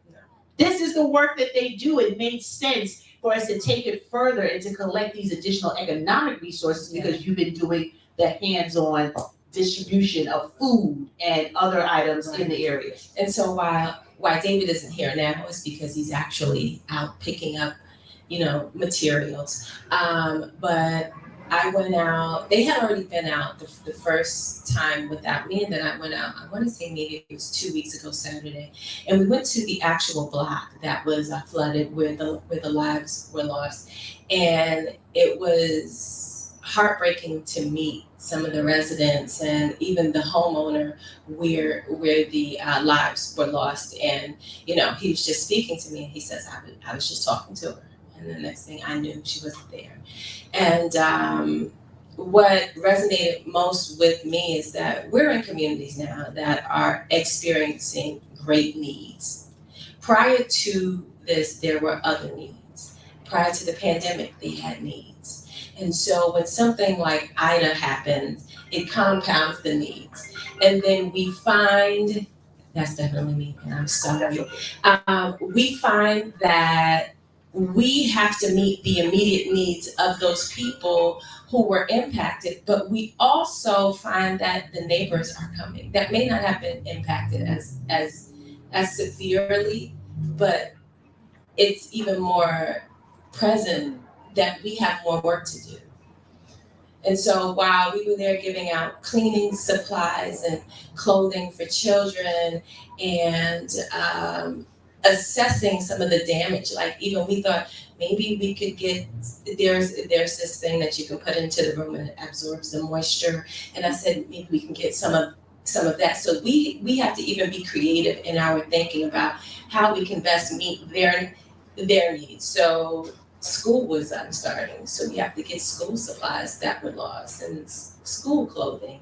And there was a truck out there with a young man who was serving food, and it was amazing just to see the way that the people were coming out. But for us, David actually spoke to me recently and let us know that we also got additional funding to go door to door to supplement what FEMA and Red Cross should be doing. And so this also speaks to how we have to show up for our own in our own communities, because we depend on larger organizations that we would hope would have the capacity, But in terms of us being in an intimate space and in a familiar setting where people are comfortable talking to us, and we can really identify what their immediate needs are, we can actually show up. Because if you tell me this whole block needs comforters, we don't have to go through a whole lot of red tape. We have them. We're just gonna show up and get them out. I love that. There's no waiting, like it's immediate, and that's what's important. That's why Showing Hearts Foundation is our fiscal sponsor for this event, because you know the need immediately to distribute, and you have the co-working partners in the other areas in Queens, from College Point to Flushing to Regal Park to all of the other areas, Woodside. I mean, it's so much that's happening, and we feel confident in knowing that because of that intimate relationship, because of the co-working and the collaborative, that we can reach and know that our dollar is not just going for fluff. Like there was no money we received to produce this. We decided to show up, and this is our giving, this is our tithe, this is our sacrifice, because it's going into the hands of capable and trustworthy partnership with Showing Hearts Foundation. So all of these families that are tuning in, and David was even saying a few of them wanted to speak tonight and show up, and they might still, we know that we're dealing with communities that not everyone speaks English as their first language, so they're a little intimidated. And I wanted them to know it doesn't matter what language, what faith, what cultural background, love is love. Caring is caring. Support is support. Neighborhood by neighborhood, we have to be there to pick up the pieces. So I wanted everyone viewing to understand who Showing Hearts Foundation is. Yeah. We're in the middle of the community. We see the fire truck going by in the middle of the night of healing. Now you gotta love New York. So we wanted to do it in community so that we can show this is how Queens gets down. That's right. This is how we do it. This is how elected officials join together, community organizations. It's not about ego. It's not about who's doing what. How can we help serve? So thank you so much for explaining that. And David, he was calling me. I was like, David, we live, brother. He's like, wait. But on my development, I was like, I got you. And I appreciate that, because he wanted to make sure that you were here to speak on the behalf of the organization and the work that you're doing. But that's so who he is. Yes. Like real time, he's texting me pictures of what's happening and the supplies that he's picking up. So if you know David Tannis, if you're watching this, tag him on social media and say, brother, we're praying for you. He has his own family. He sure does. And his family has to sacrifice time with him because he's giving it to community. And that is just so encouraging. So put your virtual hands together for my new dear sister. I'm wearing one of my favorite colors, girls, so yes. We appreciate you and thank you for Showing Hearts Foundation, helping us to believe again. Thank you for having me. Oh, absolutely. And we look forward to seeing the tally of how many resources come in tonight. And we're going to keep it going. We're not going to close it out. We're going to keep that at the first level so that we can get enough in the hands of the families who need it. Amen. Thank you. You're welcome. You too. So virtual round of applause again for Showing Hearts Foundation, our fiscal sponsor of this night of healing, who is allowing us to be able to get the resources to the families that we need in real time. So we're going to turn on a little bit of jazz just so we can set up for the next few guests that are coming. We're getting a couple of messages on delays from some of our elected officials and some of our special guests who are coming, but we're still going. We're still here. This is your chance to grab a cup of water, get a little snack, and continue viewing with us for a night of healing. Only be about 2 minutes. Just need to, as a matter of fact, I don't even need to do that. We don't have to really take a break. I'm going to ask Grantry Group Productions to just pass the phone and my glasses. We'll do it in real time and see where folks are so that we can keep it moving. This is something that we put together very quickly. I'll do this first. Thank you, sir. I can't really see y'all, so I had to put on the extra set of eyes. Okay, and the messages are coming in. And I love the fact that David is still checking. He was like, did Denise get there? Is everything okay? And I love it. So this is happening in real time. We have some another one of our elected officials that's leaving another event and heading over here. So they're all just sending me messages, letting me know that they are coming and that they want to make sure that they share their support as well. So that's why we went for this window. So we gave folks enough time to participate and be here. So Denise, if you can check with David, let's see if we can start looking at the account and seeing how much we have collected to date, or I should say by the hour, because we've been here since 6, so we're topping almost the next portion of this and the last half of our night of healing. So this is what happens when you plan and execute. That's what my faith tells me. Faith without works is dead. So I could be empathetic, sympathetic, and supportive, or I could take action. And if you know anything about me and the work that I do, action is the cornerstone of everything. And God has allowed me the chance, the platform, the influence, and the resource to be able to do more. So to whom much is given, much is required. And tonight is about making sure that we are continuing to do more where it's needed. We show what community support looks like. You know, we have to do a lot of these virtual things. I know everybody is going back into live events and doing their best to be COVID safe, and that's great. But virtual still allows us to reach more people from the comfort of your own home, from wherever you are across the world, that you could have just happened on this broadcast. And you're like, well, what is the night of healing? What's going on? We're right here in Queens, New York. We're here supporting the survivors of Hurricane turned storm Ida when it got to us, and it wreaked so much damage all over this borough. And for those that lost loved ones, we continue to send prayers to just wrapping you in love. It's never easy to process loss. I mean, who wants to do that? We don't get up with a desire for that. But one of the ways that I reconcile when someone I love transitions is to focus on how I live, because it's in the living that we honor their memory. It's in the living that we can do something to signify what they meant to us and to the world while they were here. Every day is a gift.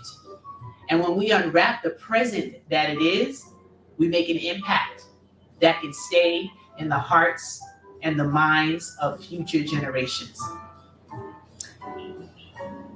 So I am going to just check. Our next speaker just sent another message. This is what happens in real time. And if you want to share something, just put it in the chat so we can, as a matter of fact, let me look at the chat. Can we bring that up so I can shout out those of you that are watching and participating? Let's see if we can do that without getting too much feedback. So I can just thank you in real time for being here today.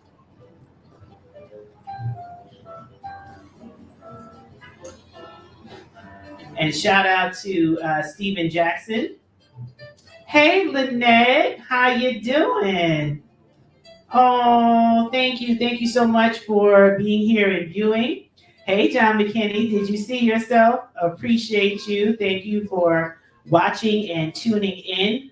We're trying to check all of the different channels that we're broadcasting to so that I can thank you all in real time for being here and participating in this night of healing. And for those who are here, special shout out to the Sincere family as they are tuning in as well and appreciative of the work that we are doing tonight to raise resources for them. So let's go ahead and shout out the rest of viewers who are here. And thank you to all the local businesses who reached out and said, look, I can't participate tonight, but we're going to make a contribution. And I want to thank all of our social media as well as PR partners who are getting the word out. I just got another message that we are going to get a donation from another group. And wow, this is good. So the messages are coming in. So thank you so much. And thank you to everyone who has shared already, who has performed and participated. You made this night of healing a possibility. All right. So now that I've checked in, let me see. I think we have a few more shout outs that are coming in on Twitter. So we appreciate those who are tweeting it out and sharing what we are doing. This is all about how we do it together as community. So, all right, excellent. Pam, thank you. Appreciate you, Sharon. Hirsch for stopping by. This is absolutely great. So we appreciate all of you for your time and participation in a night of healing. So while we get ready for our next speaker, we want to give those of you an opportunity to go ahead and make your donation. Just click that red button that says donate now. It'll take you straight to Showing Hearts Foundation. You just heard all about what they do, how they do it in a collaborative way. I think that was important to just underline that we can have different ideas, we can have different populations that we serve, but that does not prevent us from working collaboratively and for giving opportunity to those who might have a great idea, but they haven't formulated their business enterprise. And you can do that nonprofit work with organizations like Showing Hearts Foundation. So we're going to take a quick commercial break and we're going to play a small little clip from one of the musicians that wanted to be here live. He sent a little clip of his real-time rehearsal just as a little note that will hopefully just warm your heart for a quick minute, and then we're going to continue on.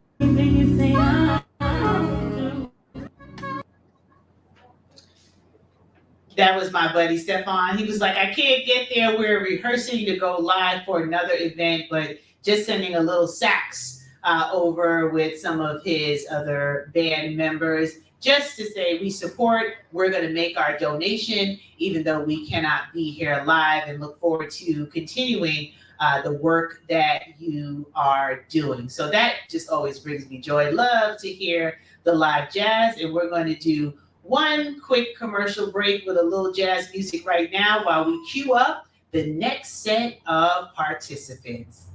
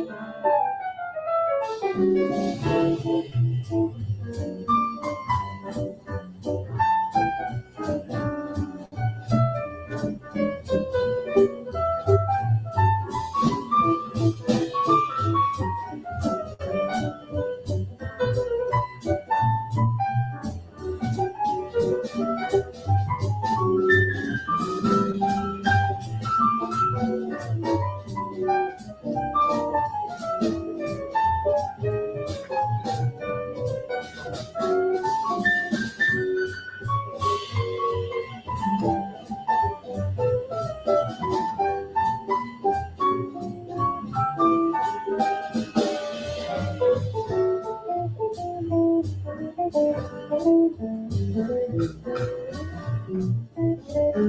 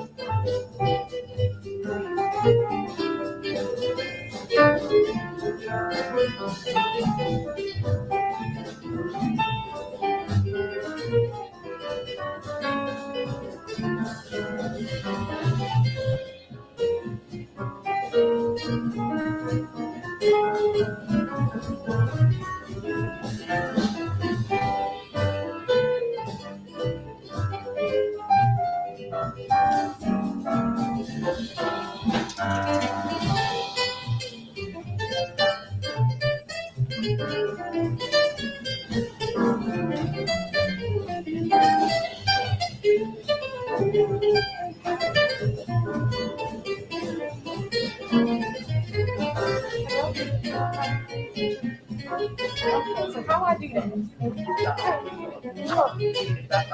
Okay. So roll it in. Oh, perfect. We got it in. It's a bar. This is Tanisha,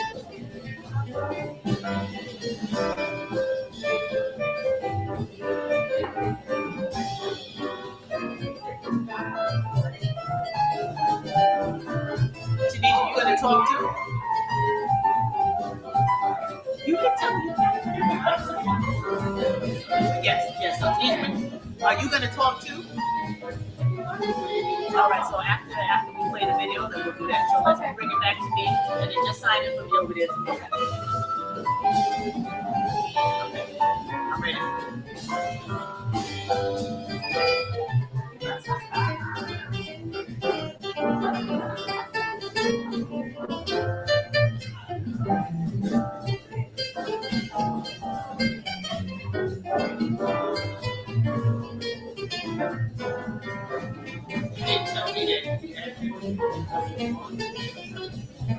So let me talk first before I'm introducing it.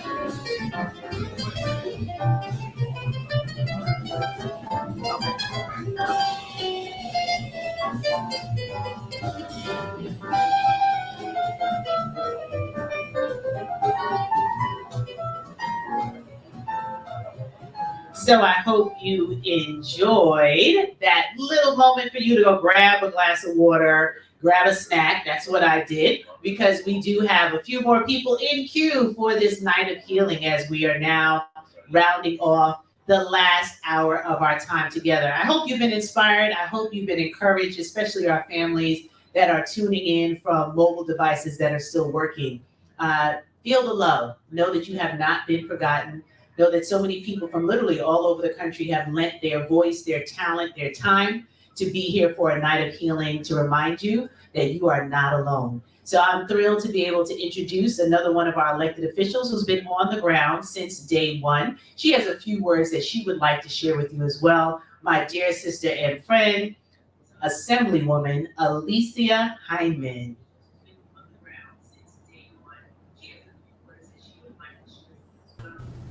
Hello, I'm Assemblymember Alicia Heinman, and I represent the 29th District. I want to thank Stacey Grant for doing this night of healing for our Queens community. We know how hard the devastation wreaked damage in the Southeast Queens community. Those neighbors that lost lives, lost their homes, the apartments, the homeowners, the block, the community were all affected by it. And this night is to make sure that they're not forgotten. That the 2 family members that we lost, we are embracing their families to make sure that they feel whole. I can't thank you. Hello, I'm Assemblymember Alicia Hyndman and I represent the 29th District. I want to thank Stacey Grant for doing this night of healing for our Queens community. We know how hard the devastation wreaked damage in the Southeast Queens community. Those neighbors that lost lives, lost their homes, the apartments, the homeowners, the block, the community were all affected by it. And this night is to make sure that they're not forgotten. That the 2 family members that we lost, we are embracing their families to make sure that they feel whole. I can't thank you enough for the outreach that you've done for this event and making sure that no one feels forgotten or left out. And that is what community means to me. So for this night of healing, remember that Assemblywoman Alicia Hyndman thanks the service of all of those involved. We have to make sure those families feel whole again, not just feeling safe in their homes, but know that they have a community to fall back on. Thank you, Stacey Grant, for putting this together. We wish all of our families well and know that the Assembly member is always in your corner. Thank you. Thank you so much to our Assemblywoman Alicia Hyndman. I tell you, she is constantly on the ground, just like all of our elected officials, so much so that she had to kind of split herself in 2. And when you pick a staff, you're fortunate if you get someone that has the same passion and commitment to the work that you're doing. And I tell you, we have one of the model chiefs of staff here with us tonight that tirelessly supports our Assembly member on the ground, up in Albany, in Queens, in the district, out of the district. I don't know when she sleeps. People call me the Energizer Bunny, but I'm so excited to have Tanisha Morrison with us, Chief of Staff for Assemblywoman Alicia Hyndman. Hi, Stacey. Stacey, nobody works harder than you. And you know that. Girl, you got me beat here because you are Listen. on the go like nonstop. It's a lot of work to do. It is. There's so much more work to do. And I want you to just talk about, like, you're seeing it, like, Yeah. every time we step, like when I went over to Flushing, I was in shock. Yeah. Right? Like, Yeah. it looks like Beirut. Like, where are we? Is this New York? Mm-hmm. I want you to talk about that, Tanisha. Yeah, sure. So it's funny, the day of the press conference, the day right after Hurricane Ida hit, we had a book bag giveaway about 5 minutes away from the disaster site. We got the call, hey, we're going over, there's gonna be a press conference. You know, and of course, when you think about press conferences, you're like, oh yeah, you're gonna look nice, you know.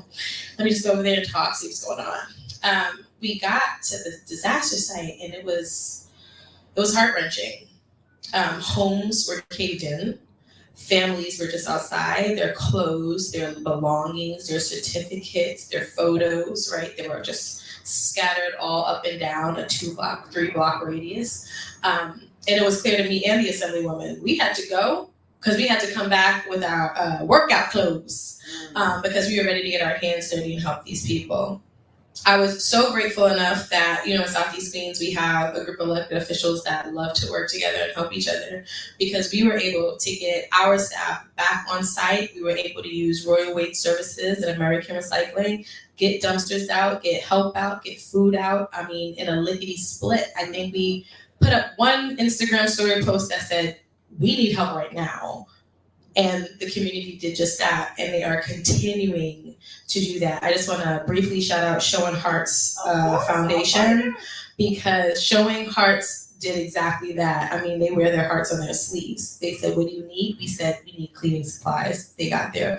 What do you need? I said, we need food. It was there. What do you need? They need clothes, and they got it. And I think they actually, don't quote me on this, next Saturday, October 2nd, they are doing a day of action at the site to ensure that people get what they need. You know, natural disasters, I'm sure when you're buying a home and you're looking where you're going to have your, you know, bring your family and build a life together, you're saying, you know, this is a nice neighborhood. I would love to raise my family here. And you're not thinking that 8 feet of water could be the reason that you lose everything. So I think it was a show of humility for that community. I think it was a show of resilience for the entire community. And I mean, disasters just don't go away, right? So Day in Action was cool, the Day of was cool, but those people still need assistance. And they need it right now, right? Yesterday, the assembly member called me and said, it's gonna rain tonight. And the first thing we thought of was 183rd and 90th Avenue and 184th and 90th Avenue, and really just hoping that they could just get through the night. We have an infrastructure problem. Yes, we do. We have an infrastructure problem, and it's been here for over 100 years in Southeast Queens. It is time. It is time that we fix our infrastructure so no other families have to go through this. And I just want to quickly also shout out Department of Environmental Protection, Department of Design and Construction, who are continuously working throughout Southeast Queens to fix these problems. But that work is not done, and we need all hands on deck as we continue to fix these issues. And Stacey, we are so grateful for you. We are so grateful for you because while they're in the midst of trauma, nobody's thinking about healing. So we are grateful for you. You know, this community has suffered way more than just natural disasters. We are in the height of a gun violence issue. We are in the height of needing assistance in more ways than one. We are at the height of a natural disaster, right? And I'm just grateful that we have people continuously thinking about what is next for us. So thank you, Stacey, on behalf of Assemblywoman Hyman, on behalf of every elected official office that continuously works tirelessly with you right there. When you get the call or the email, like the whole Grant family, just to be quite frank. Okay? So we are just extremely, extremely grateful for you just even thinking about this. I know there is someone right now in their home saying, wow, yeah, there's work to be done, but there's someone here that is willing, able, and ready. A bunch of people here. That's right. Willing, ready, and able to help. So thank you, Stacey. We love you. You know, I love you more than you can do. I've adopted all of you. And I just, there's a couple things you said. I don't want you to rush off. Oh, no, I'm here. You know, I'm some of here. the electeds are still trying to make their way. You have no idea. There's a senior appreciation, senior prom right now. They cutting up a rug, y'all. I just want y'all to know they cutting up a rug. Yeah, so our councilwoman just texted me at the prom. So I appreciate that and what you said about the fact that this is what community looks like. I'm really proud of Queens. Right. Now, don't get it twisted because we are broadcasting, so my Bronx folks are looking at me with a side eye. I grew up in the Bronx, the boogie down, you know, etc. But we adopted Stacey. We adopted you. Yes, like so. I spend more of my life now in Queens than the Bronx, and to see the way when the call is made, everyone shows up. It's such a beautiful thing. It's this is an example of how community and organization and individuals can come together consistently. Let me tell you, Stacey, though, because we can't take credit. I think it's in our ancestors, in the DNA of this community. Southeast Queens fought for the land that they have. They fought to preserve it, and they're going to continue to fight to do that. And they know something that I think gets lost on us sometimes is that they can't do it alone. I'm clear. Was she listening to me while we were broadcasting for the last 2 hours? This is what I've been talking about. We can't do it alone. We are clear that the only way we get through this is together. And sometimes it's rough. And sometimes we might not be on the same side of how those things should be done. But the one thing that has always been at the top of the list in this community is that it has to get done. And I'm grateful and honored to call it my home. I am too, and to see that what Tanisha just raised, right? We have gun violence. Yeah. You know, shout out to Life Camp and the work they're doing. Yes. Congratulations to 100 students. And King of Kings. King of Kings, opening up facility, doing this is what makes me proud. I can't do everything. Tanisha can't do everything. Every elected official can't do everything, but we can do something. Yes. And that's what tonight is about. Little levity, some songs, some comedy, some words of inspiration to heal our hearts. It's hard. I tell people all the time. It's not easy at all. But we come from a people that can do hard. Listen. It's not our first rodeo. Not at all. So we can stay the course. You know, I've shared something over and over again in this season. Acknowledge what you see, but trust what you know. Okay? So when you acknowledge what you see, we be tone deaf not to talk about how hard it is to walk up on a block and see an entire lifetime of history demolished, to see that lives were lost, to see that COVID has taken more lives than even, I think, the Spanish flu. I think we've surpassed that number. To see that gun violence and inequities in our justice system, all of that is happening. So acknowledge it, but trust what you know. Right. Trouble don't last always. Amen. Trust what you know. We can do hard. You know, Stacey, you just said something that it made me have to touch on this. So a lot of people outside of the Queens community are looking at illegal basements as the issue. They're saying, if people weren't in illegal basements, then this wouldn't happen. And that's just not the case, because your basement was going to flood regardless if you're having groundwater and sewer water issues. But the reality is that illegal basements in Southeast Queens specifically have become immigrants, renters' homes when they cannot find adequate rent anywhere else. Okay, so I just wanted to make sure I said, if you are right now living in a legal basement and need some help, you reach out to your government officials, okay? You reach out to them. There are ways around this. We can figure out how to make these spaces safe and up to code, because that matters. But there's a bigger, conversation happening right now. And it's not about what's illegal and legal. It's about where people are residing and living, right? And we're not going to bash anybody's situation. We are not judging what their rent is or how they're getting it, because whatever that roof is over their head, they were blessed and highly favored to have a space. Absolutely, and I think that's so important. We need to underscore that and just pause. Yeah. What we say in development and speaking, let that live. Because there's a lot of judgment on, it's basement apartments, and then the homeowners are afraid to let people know that they need resources because they were renting. Even the mayor had to do a press conference to say that there would be no fines for that period of time. This is critical. Yeah. So if my neighbor can't speak English, if my neighbor scraped to have everything that they own to come here for a better life, to get a home, to be in a place where they can build up what they need so they can purchase their own and not rent, we don't need to turn our back or our noses up at them. Not even a little bit. And we just can't. We can't. Our ancestors would frown on us because that's not who we are. That's not who we come from. We're about community. Right. We're about family. And as you can see, Tanisha just as passionate. So we can go on. Okay, because your home is your home. And if your home is in Southeast Queens, then Southeast Queens is your home. And if you're living in Southeast Queens, then you are a part of this community. Absolutely. And we come in unity. We absolutely do. And the beauty of being able to work with Woodside and Rego Park and Flushing and East Elmhurst, because all of these areas is I'm meeting so many people from different cultures that are going through it and they don't know who to talk to. They're afraid to talk to any law enforcement person. They don't trust all the time that elected officials are going to do the right thing. Yeah. And we're proud to say that we hope, as you're watching this, as you're sharing this out, as you might know somebody, let them know that it's the real deal here. Yeah. Right? Showing Hearts Foundation, tried and true. There's no trickery or thinking your money's going to go and just live somewhere or pay for me to get a new pair of shoes. No. Yeah. It's going straight into the hands of community. Literally, that's what we call recycling of dollars. Okay, we are recycling it right back to where it is needed. David Tannis and the whole Showing Hearts team. Incredible. I mean, there are no words. David was supposed to be here. Yeah. He's literally picking up product and sent Denise, his chief development officer, Yes. so that she could come and represent for him because he's literally, as we speak, picking up resources and going home exhausted to his family. Wow. So when we talk about community, this is what community looks like. Yeah. So shout out again to Showing Hearts. We just had a great session learning about what they do. But any final thoughts, Tanisha? Yes, just a very small thing. So a lot of our homes were hit, but also a lot of our small businesses were too. They were not as hit as hard. Some of them were able to just get them buckets and vacuum up the water or whatever.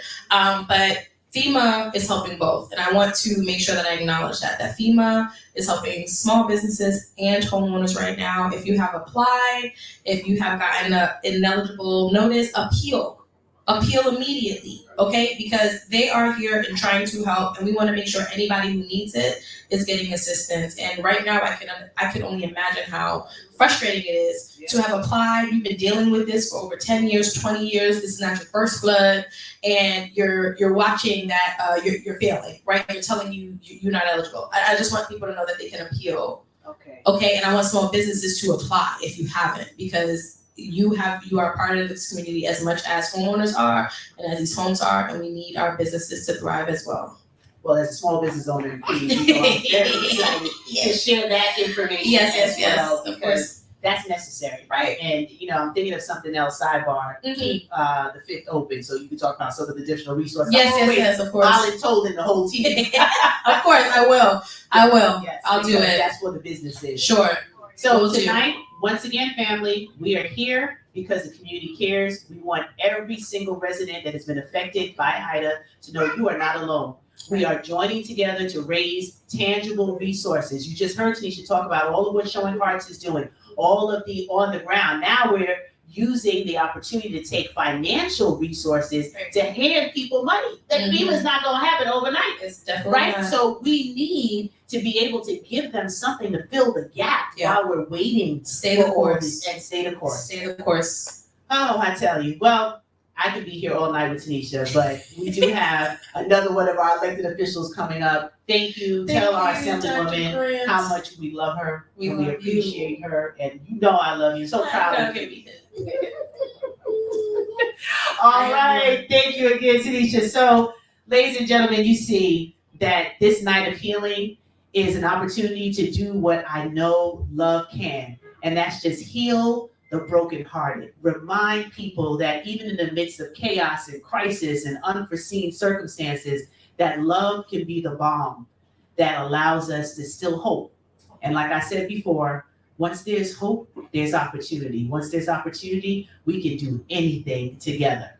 So we're going to keep it moving because literally one of our newest councilwomen in the great borough of Queens pushed her way from doing an event, having the fact that she is a mom and she's trying to hush my little friend. And if she wants to come on camera, she can. But I'm just so happy that she made it a part of her evening schedule to come and say a few words because she's no stranger to the work that is required in our community. Right where we stand is an office that she helped to open up with another one of our newest elected officials to be once the election happens in November, and someone that I have the privilege and the pleasure of working with for months and years. And she's a treasure to know.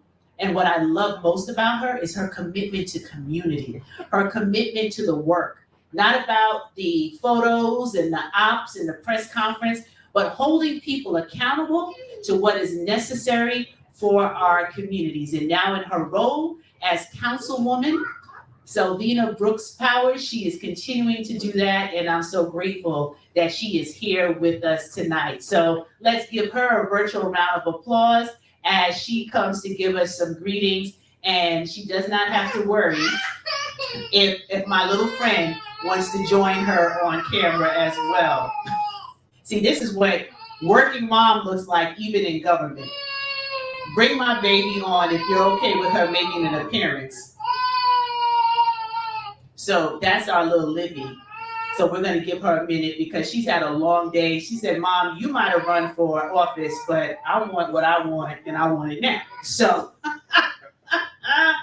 I know it so well. My kids are a lot older and, they're different stages. One is here working tonight on the cameras. Shout out to my oldest who just had a birthday, King Josiah. So I remember those days when, you have to work and move as a mom with the bag in tow, with the formula. And it makes you think of these families because some of these families that we're supporting tonight have small children. And these children don't understand what's going on. They don't understand all of this crisis and they can't rest well in a bed. They don't even have those comforts anymore. And they're miserable and they're agitated because the house is still being aired out. It's still being cleaned out. That's the seriousness of a night of healing. It's giving us a chance to really help right now, real-time solutions, to give them a little grace period, to give them a little buffer, to carry them through until FEMA and the other agencies and the Red Cross and everybody else that's doing their part. We're just adding an extension to how we heal and rebuild our community.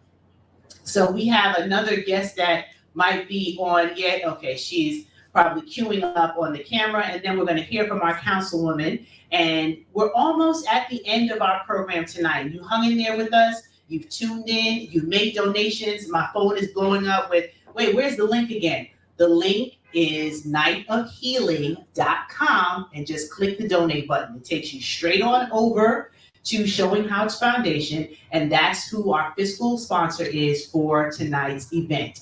So without further ado, Councilwoman Sylvina Brooks Powers, welcome. Thank you so much, Dr. Stacy NC Grant. It is such an honor and a blessing, really, to be here with you today, as we are trying to fill in the gap, quite honestly, for our neighbors that have been impacted by Ida. So many people across the borough of Queens were impacted. We had lives lost. Very hard to hear. I know I drove through Ida that night, and on the road? I was on the road, and actually in Rockaway it looked like Florida, because I mean the trees, big oak trees, were bending. So I just knew in the morning it was going to be crazy, but we were blessed in my district where, due to investments that have been made in infrastructure, we saw a difference. So in the morning, it was fine. We had our pockets of flooding, but nothing like the rest of the borough. So being an elected official, I'm in a new role now where I am working with my colleagues to try and explore ways that we can invest in addressing the climate changing that is happening, has been happening for some time. Before it was once in a lifetime type of storms, and now it's like every other week. Yeah. And so, it's a real serious issue, and I'm so glad that you have found it in your heart to fill in this gap and to kind of usher us to do the same. And so, I can never speak enough words in terms of what you are in our community and what you do in our community. And to all of those who are impacted, we want you to know that we are here for you. We are your neighbors. We care. And so through this effort today, Dr. Stacy Grant is working to bridge the gap through contributions and what have you. I know we have been having people donate items for babies that are in need, and for families that are in need, from clothes to food, all of those type of necessities. And so however we can fill the gap, my office is also open and available to be able to be supportive in any way that we can also. So thank you so much. Happy Friday, everyone. I wish we could have done this in person, but it's COVID. But we are going to get through this. We're going to become more resilient city. That's why I'm working with my colleagues to ensure that we are investing also in the outer boroughs, so that it's not only Manhattan centric, because we have coastal communities, we have the Jamaica Bay, we have the ocean that no one really thinks about, and we need to make sure that we are improving the infrastructure to prevent future incidences like Ida. So thank you. Thank you. And from Sandy, those investments were made, and it's a model because there's so much more that's needed. So to have you sit on city council, we know the seats were hot when you got there because you were holding them accountable. They were like, who is this one from Queens, New York, that is jumping in, making demands, holding people accountable? And that's what I love about you, is that you really are here for community. No one else, in my opinion, yes, I'm biased, could have done the job than you. And I see your work, and that's because I know who you are behind the scenes, and I know your heart for our people. I constantly keep you in prayer, and my little Libby, she gave us a break for the interview, y'all. Slight break, yeah. So thank you again for stopping by so you can get your baby home, take care of your family, and that's what we don't realize. When our elected officials show up, when they're jumping from event to event, from organization program to the next, they have lives and families too that have to go on pause until they're finished for an entire day and then go home. But I pray that you rest well and rise ready. Thank you so much. Love you too. Okay, family, so we're going to go ahead and do another check as we are starting to wind down on the last few individuals who wanted to make sure that they got an opportunity to come and share a word and to be a part of what we have tonight. It's a night of healing. It's never easy when you're going through. No one can really put in words what you're feeling. We can empathize, we can even sympathize, but it's those who are actually walking through that feeling and recognize just what it is that you are going through. So I pray that in some small part, listening to the words, hearing some of the entertainment, seeing all that has transpired, renews your hope in people. Because sometimes we can be around some miserable people. Let's just tell the truth. Like some folks, it's just like, really? What planet are you living on? And we're going to pray for them. We're going to bless and release them to do the things they need to do. But for those of us who can tonight have a renewed excitement about what's possible without a lot of time. We didn't have weeks and weeks and weeks to organize this. We saw the need, we jumped in, and we said, it'll be what it'll be. Who can participate will participate. Who is touched to donate will donate. Because these families need help now. Not 3 weeks from now, not with the convenience of planning for a whole 3 and 6 months or 90 plus days as simple event planning protocol will state. No, they need to sleep now. They need to eat now. They need to be clothed now. So in addition to all of the resources that our elected officials, Showing Hearts Foundation, other partner organizations have made, we hope that we can contribute financially to the viability of our community by helping each and every one of our neighbors rebuild.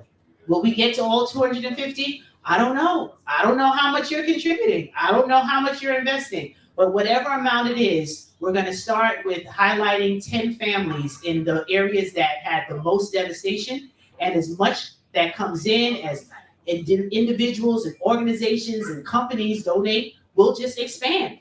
There's no cap on it. There's no expiration on giving. And we do realize that there are other pressing crises that are happening in our world. So while we do what we can, remember, you can't do everything, but you can do something.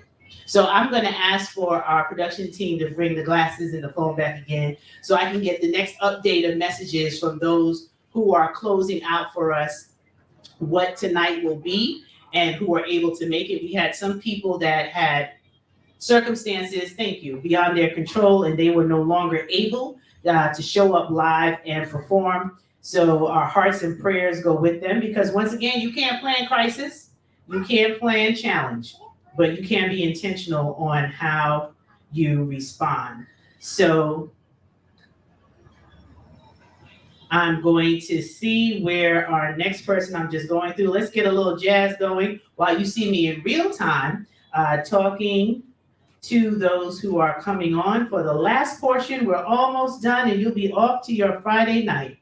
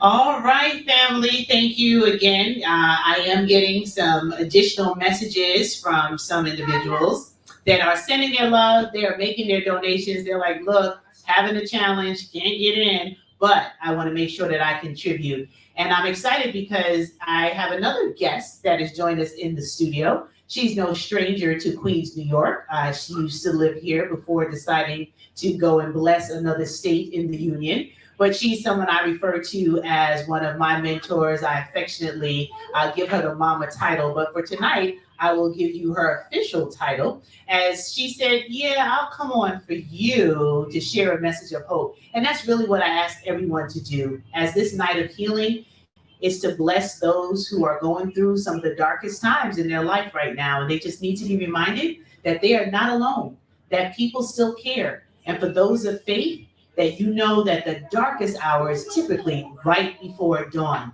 So without further ado, I want to introduce to some and to reacquaint with others, none other than the beautiful, dynamic Dr. Emma Fraser Pendleton.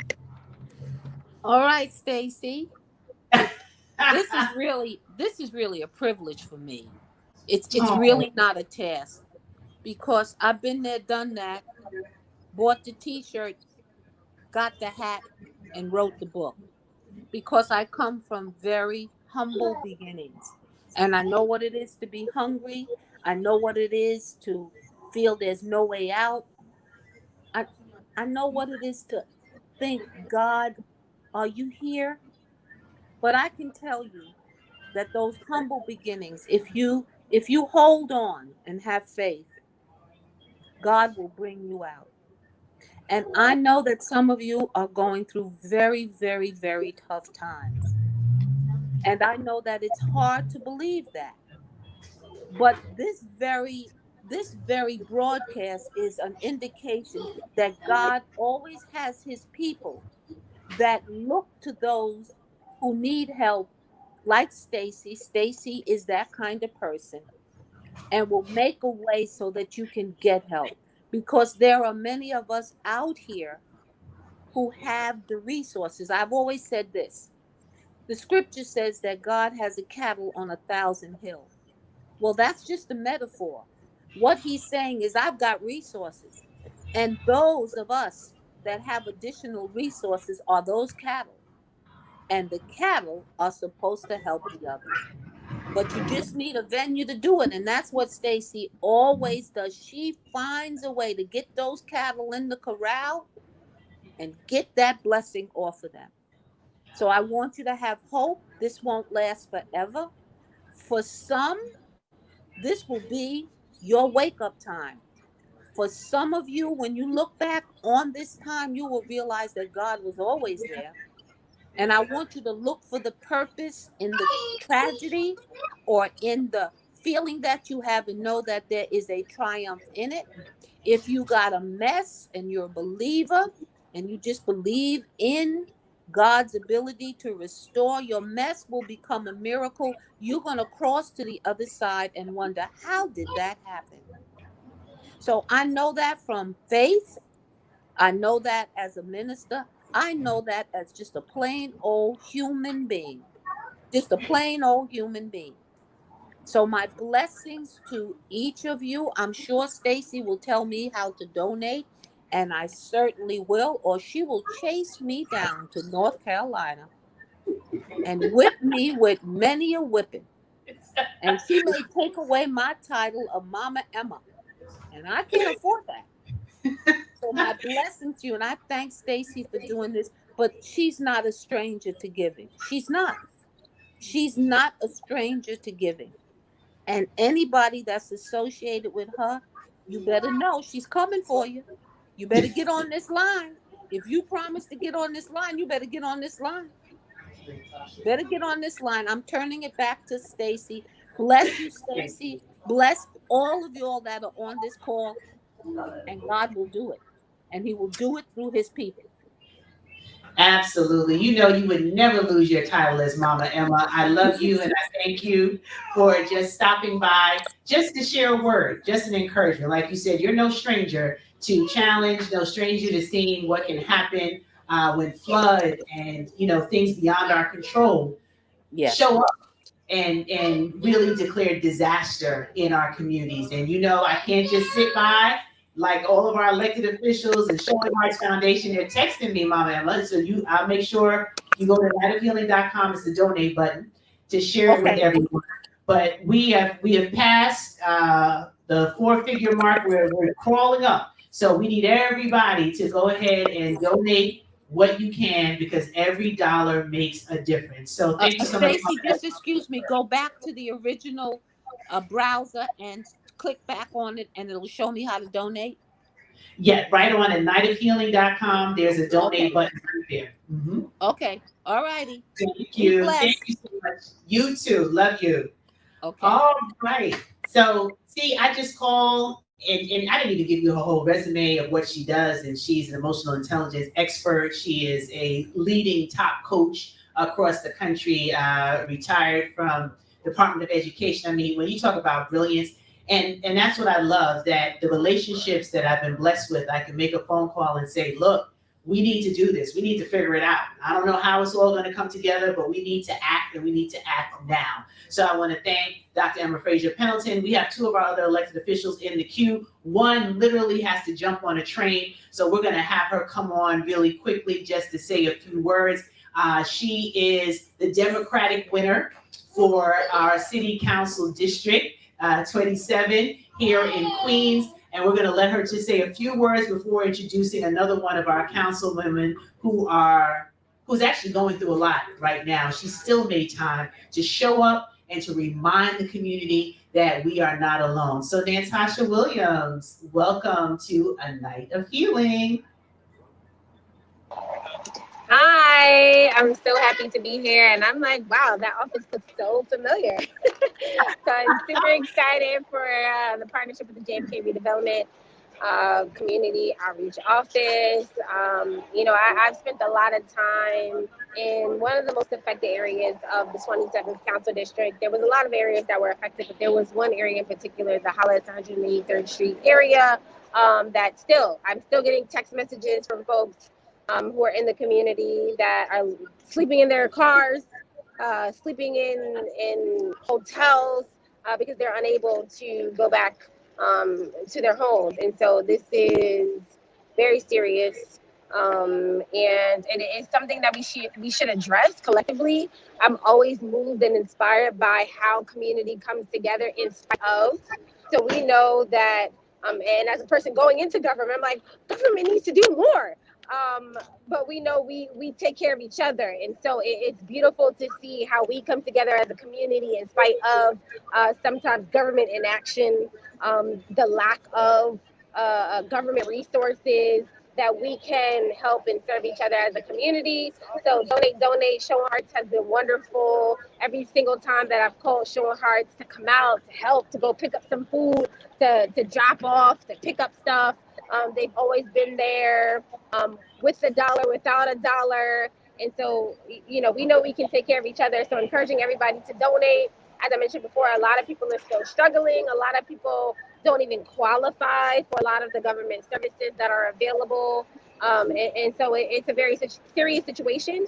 And so where we can fill in the gaps, I think is most important and most useful, especially during this traumatic time for so many families in our community. Absolutely. And, I know today was one of those additionally packed days for you, and you are ready to hit the ground running after our November election to solidify your new role on City Council. We're proud of your leadership. And yes, you and our Councilwoman Savita Brooks Powers, who just spoke, spent time building this facility, and to be able to have the redevelopment host community outreach like this, I know is a part of the vision that both of you shared for how our community will be better as a result of how this project impacts our Southeast Queens area in particular, and all of Queens. So travel safely. Thank you so much for joining in. And I love you dearly, and I'm just blessed to be able to know and work with all of the brilliance here in Southeast Queens. Love you, Stacy. Love you. All right, family. I tell you, they're making it happen.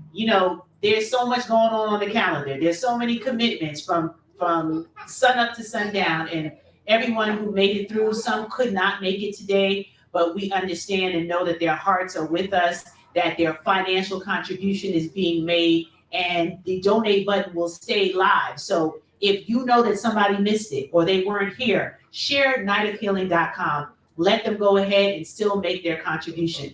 So I don't want to delay because our other elected official is in the middle of handling some very pressing business, and she didn't find it robbery, as we would say in the church, to come on and share a word. I have not met many people with the kind of integrity, the heart for service, the commitment to excellence, and the ingenious way of cultivating and creating opportunity for community, like our councilwoman, Adrienne Adams. I'm blessed to be able to call her my friend and my sister, to see the work that she does and how she has been a leader in New York City Council for not only just her district, but the entire community. And my sister, I thank you for taking the time to be here tonight, because I know what it meant for you to push through. And I just appreciate you. And I know that everyone listening will be blessed because of your words tonight. Welcome, my sister. Oh my goodness, Stacy. Oh gosh, I don't even know where to start, Stace, with you and me and your amazing work and your amazing commitment. I apologize that my camera is not on, but you know what I'm dealing with right now.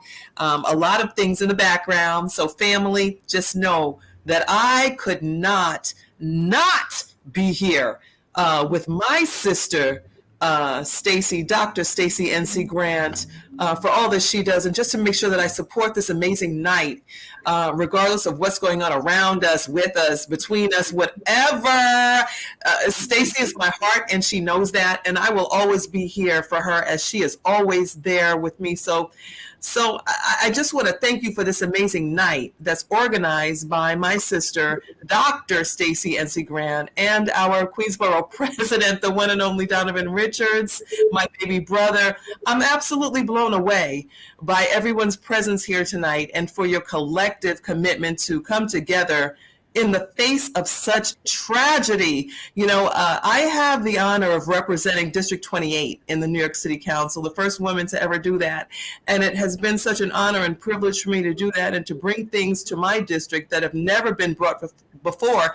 But I say that with a humble heart, but yet still realizing that the tragedies that are still so pronounced in Southeast Queens across the board, that have been expressed by Hurricane Ida throughout Southeast Queens and really the borough of Queens, that devastated New York City, who were hit here the hardest.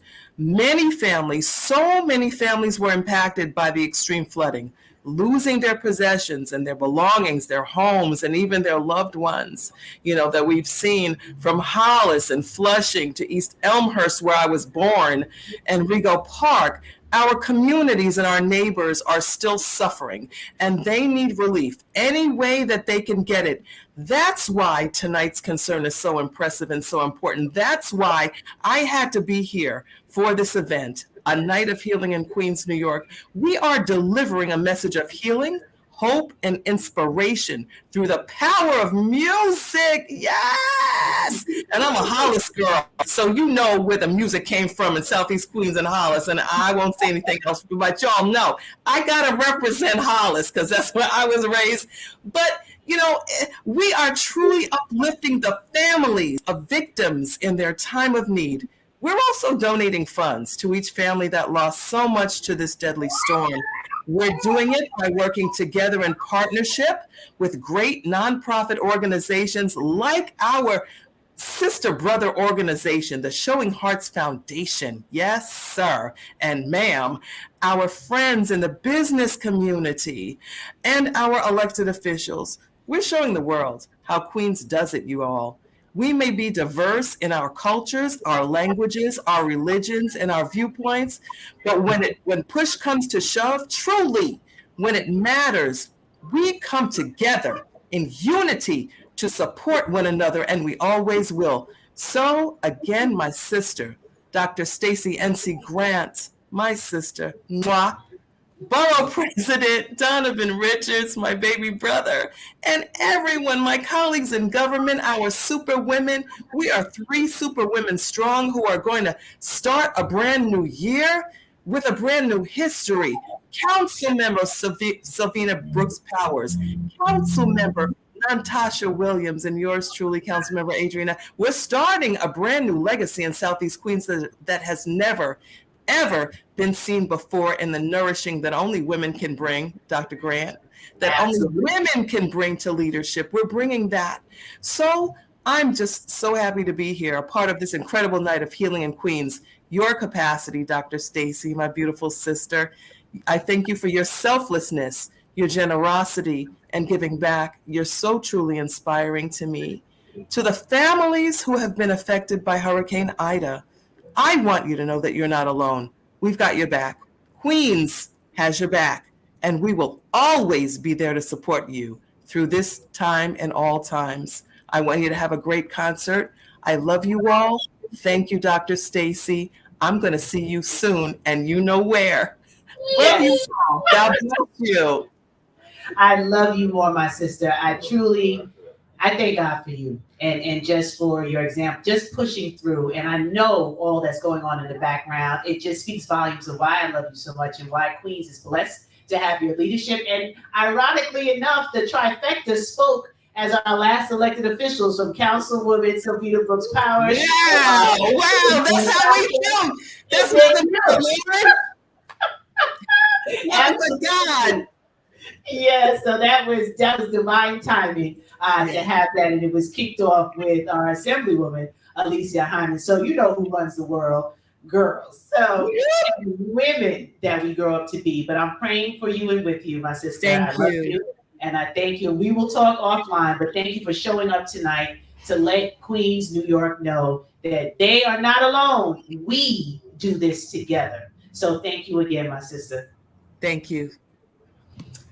All right, family. Our borough president has been nonstop, but yeah, he was cutting up a little bit at the Nas concert. Were you there, Councilwoman? Did you get a chance to go to the concert? I didn't get the memo last night, but he gave the key to the city to Nas, so that was an exciting part of the work that he does. But he has been juggling multiple things today, and I want to thank Borough President Donovan Richards Jr. for his continued partnership in the work that we do. He calls me Big Sis. He never says no. He's always looking for ways that we can help the borough of Queens to do better, grow bigger, and wider. And he's been so concerned about how we respond to each and every community. He's been on the ground in every single area that has been devastated by Ida. He didn't just stay in the office and send out staff. He made his appearance. He's been doing a tour, a listening, a town hall, looking at all the things that are necessary in the borough of Queens. And that's what leadership is. And his family as well, taking that sacrifice of time because he is so committed to doing the work. So we want to thank our Queensborough President, Donovan Richards Jr. again, and his entire staff, his chief of staff, Frank Joseph, who's always juggling and figuring out all his schedulers, and Kat Thompson, who's been on the ground building relationships with the family so we can assess what each person needs and then dive straight in with the resources. A night of healing has been an opportunity for us to be in community virtually, for us to share in a little laughter, hear a few songs that soothe the soul, and remind us that when we bond together, when we do the work collaboratively and not just look at ourselves and what we're going through and what we're experiencing, we're able to be the hands and feet that God has put here on the earth to make this world better than how we found it. So as we continue to answer the call with the crisis that we see happening with our Haitian brothers and sisters, with the crisis we see happening all across the country with climate change, and when the news cycles no longer have the cameras on, the wildfires and what's happening in Afghanistan and the storms that are coming, just know that people in this community are not forgetting about you and not forgetting that you still have to figure out what tomorrow looks like, what next week looks like. You can't even see into next year because the pressing urgency of now is so overwhelming. So may you exhale tonight knowing that we're going to do our best to continue this campaign, to continue asking for the donations, to continue supporting the work that Showing Hearts Foundation is doing to get these resources in your hands expeditiously. That is our goal. So I'm going to do a last check to see what is happening on the back end, because there were a few people trying to see if they could make it in before we close this broadcast out. So I'm going to ask our production team one more time for my next set of eyes so that I can double check and see what's happening and who might still be able to get it in before we officially put this first night of healing to rest, and knowing that we've done our part and that we are going to be able to share the resources that we can with those that need it. So as I get my second pair of eyes to double check, I'm also going to shout out those who might be still watching live so we can give you a shout out. Thank you, sir. So let's see who else is here. Oh, okay. So David said that he is just now getting home. It's an amazing start. We're doing well. So if we get to the 4 minutes, okay, we have one more elected official that is fighting hard to get in before we end tonight's program, and I appreciate him and the work that he's doing. Our Congressman Gregory Meeks was planning to participate, and besides all the work that he has to do, he had some other competing challenges and commitments. So Congressman, we thank you for always being here, always being on the ground, advocating for resources to come to our community. So we know that you are here with us in spirit. All of our New York State Assembly in this area, we appreciate you and what you do. Our other members of the Assembly for how they have been consistently staying the course to encourage all of those who are going through challenges, because it's the businesses as well as the residential homes. We're going to put on a little more jazz because I'm getting a ton of messages and I'm getting promises for donations. So this really makes me happy. So thank you. Our time here tonight was effective. We still want to get to a goal where we can put some tangible dollars in multiple families' hands. So we can't do that just staying at 4 figures. We got to keep it moving so that we can get as much as we can into their hands. The weather is going to change soon. Some people, as you heard, are sleeping in cars. They don't have enough space for the temporary shelter. Red Cross keeps the need, or still has the need, to extend time. So this is critical, right? This is not something that we can just, oh, well, I'll do something later, or I'll donate a roll of hand towels. That helps, but these families need something right now to hold them in the gap until they can get FEMA. And then there are going to be families that don't qualify, that their applications might have been rejected, as you heard Tanisha talk about earlier. So we want them to know to apply again, appeal, because we need them to be stable. We need them to restructure. We need them to be able to stand back on their feet in order for our community to be better. If one part of our community is suffering, then we're all affected. I don't know how you turn your eye. I don't know how you go on doing what you're doing, knowing that people are in dire straits. We all have problems. We all go through situations. If you haven't gone through anything, keep living. Everybody goes through something, but right now, there are members of our community who are going through much worse than we could even imagine. And they need our blessing and they need our support. So I'm going to check in with our production team. We have one last elected official that's coming in with another word of hope so that we can now move into the last few moments of tonight's broadcast. We're going to turn on a little jazz while we get ready to cue him up.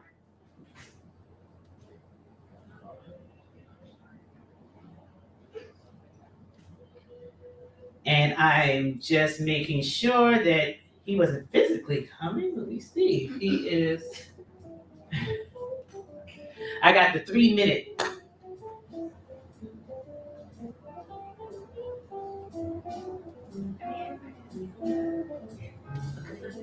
So this is what happens when you do a live fundraiser. You get to see me checking messages.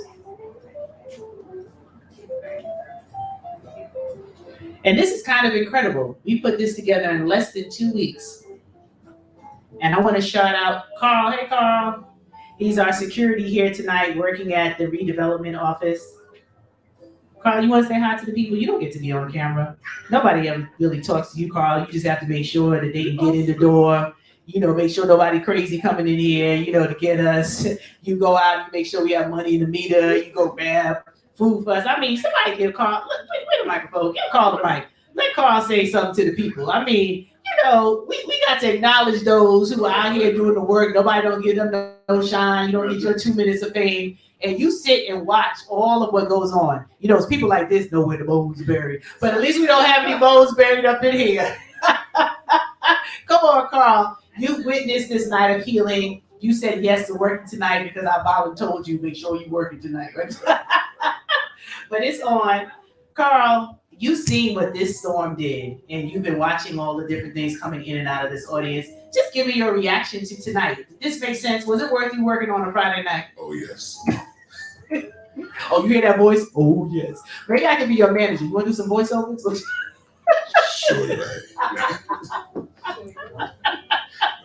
But everything that I heard you and other people speaking was, when I saw on the news, it was real. It's real. And I know one young lady, personally, that I work with, she lived in Rosedale, she lost everything in the basement too. So it's real. And just what I saw in the news, what happened with the war, rushing in with the water, terrible.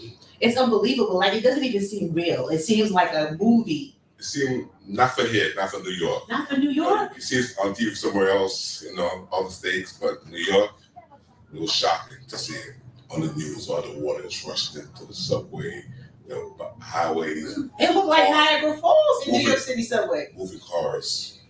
One of the gentlemen that owns a business in Cambria Heights, he told me he was floating by the Throgs Neck Bridge for 2 hours.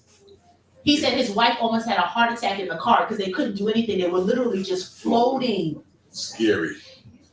I never lived it, but I've seen it. I know it's real. It was on the news. I know somebody it happened to, and I'm glad what you're doing. You're always doing good things for this community. Always. I try. Day when I met you, always do a good thing.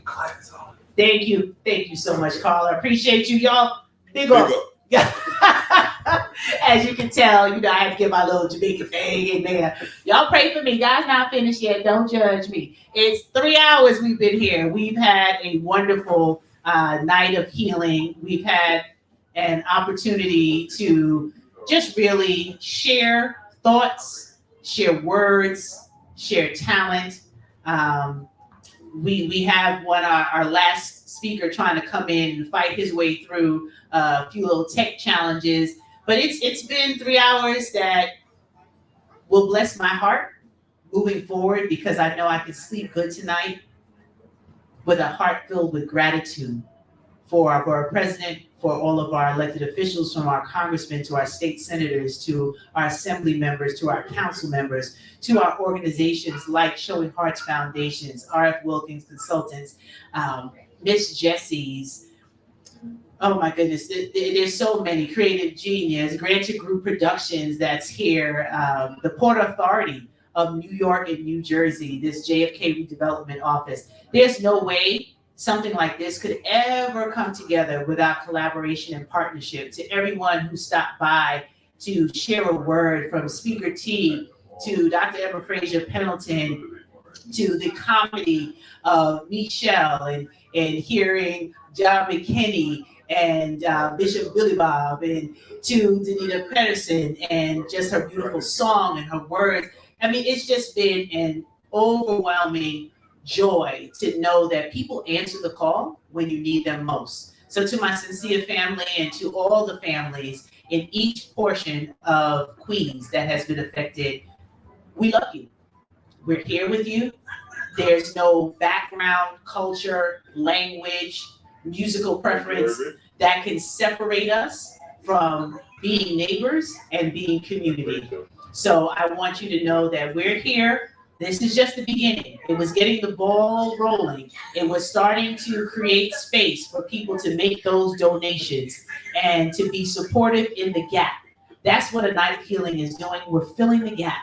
While you wait for FEMA, while you wait for the other other organizations that might be able to grant help. And then for those who are in situations because it was an illegal basement or because it was something that you didn't have proper insurance for, you still need help and you're still a part of community. So we want to utilize these resources to get you over that hump. Showing Hearts Foundation, there are no words adequate enough. David, you are a model, an absolute model of what it looks like for a community. So I don't want to close this out without giving our assembly member an opportunity to come on in and share his words. So we're going to check one last time to see if he can come on, and then that will be the last person that will be sharing.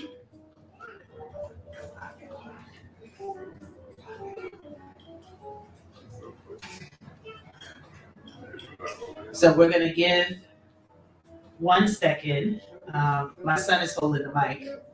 He's always holding the mic, but you're not getting on my mic tonight. So it's 9 p.m. We're going to give him one more try. He's trying hard to get in. And then while I do that, let me just see who's still alive so that I can shout you out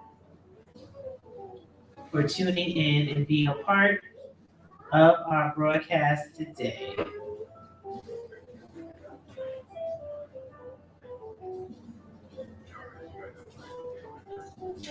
Thank you, John, for hanging on in there. Really, you stopped by. Good to see you as well. Appreciate you.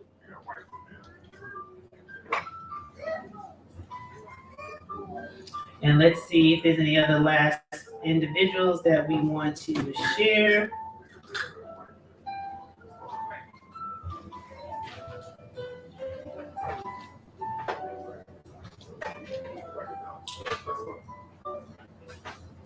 All right, so it looks like this is it.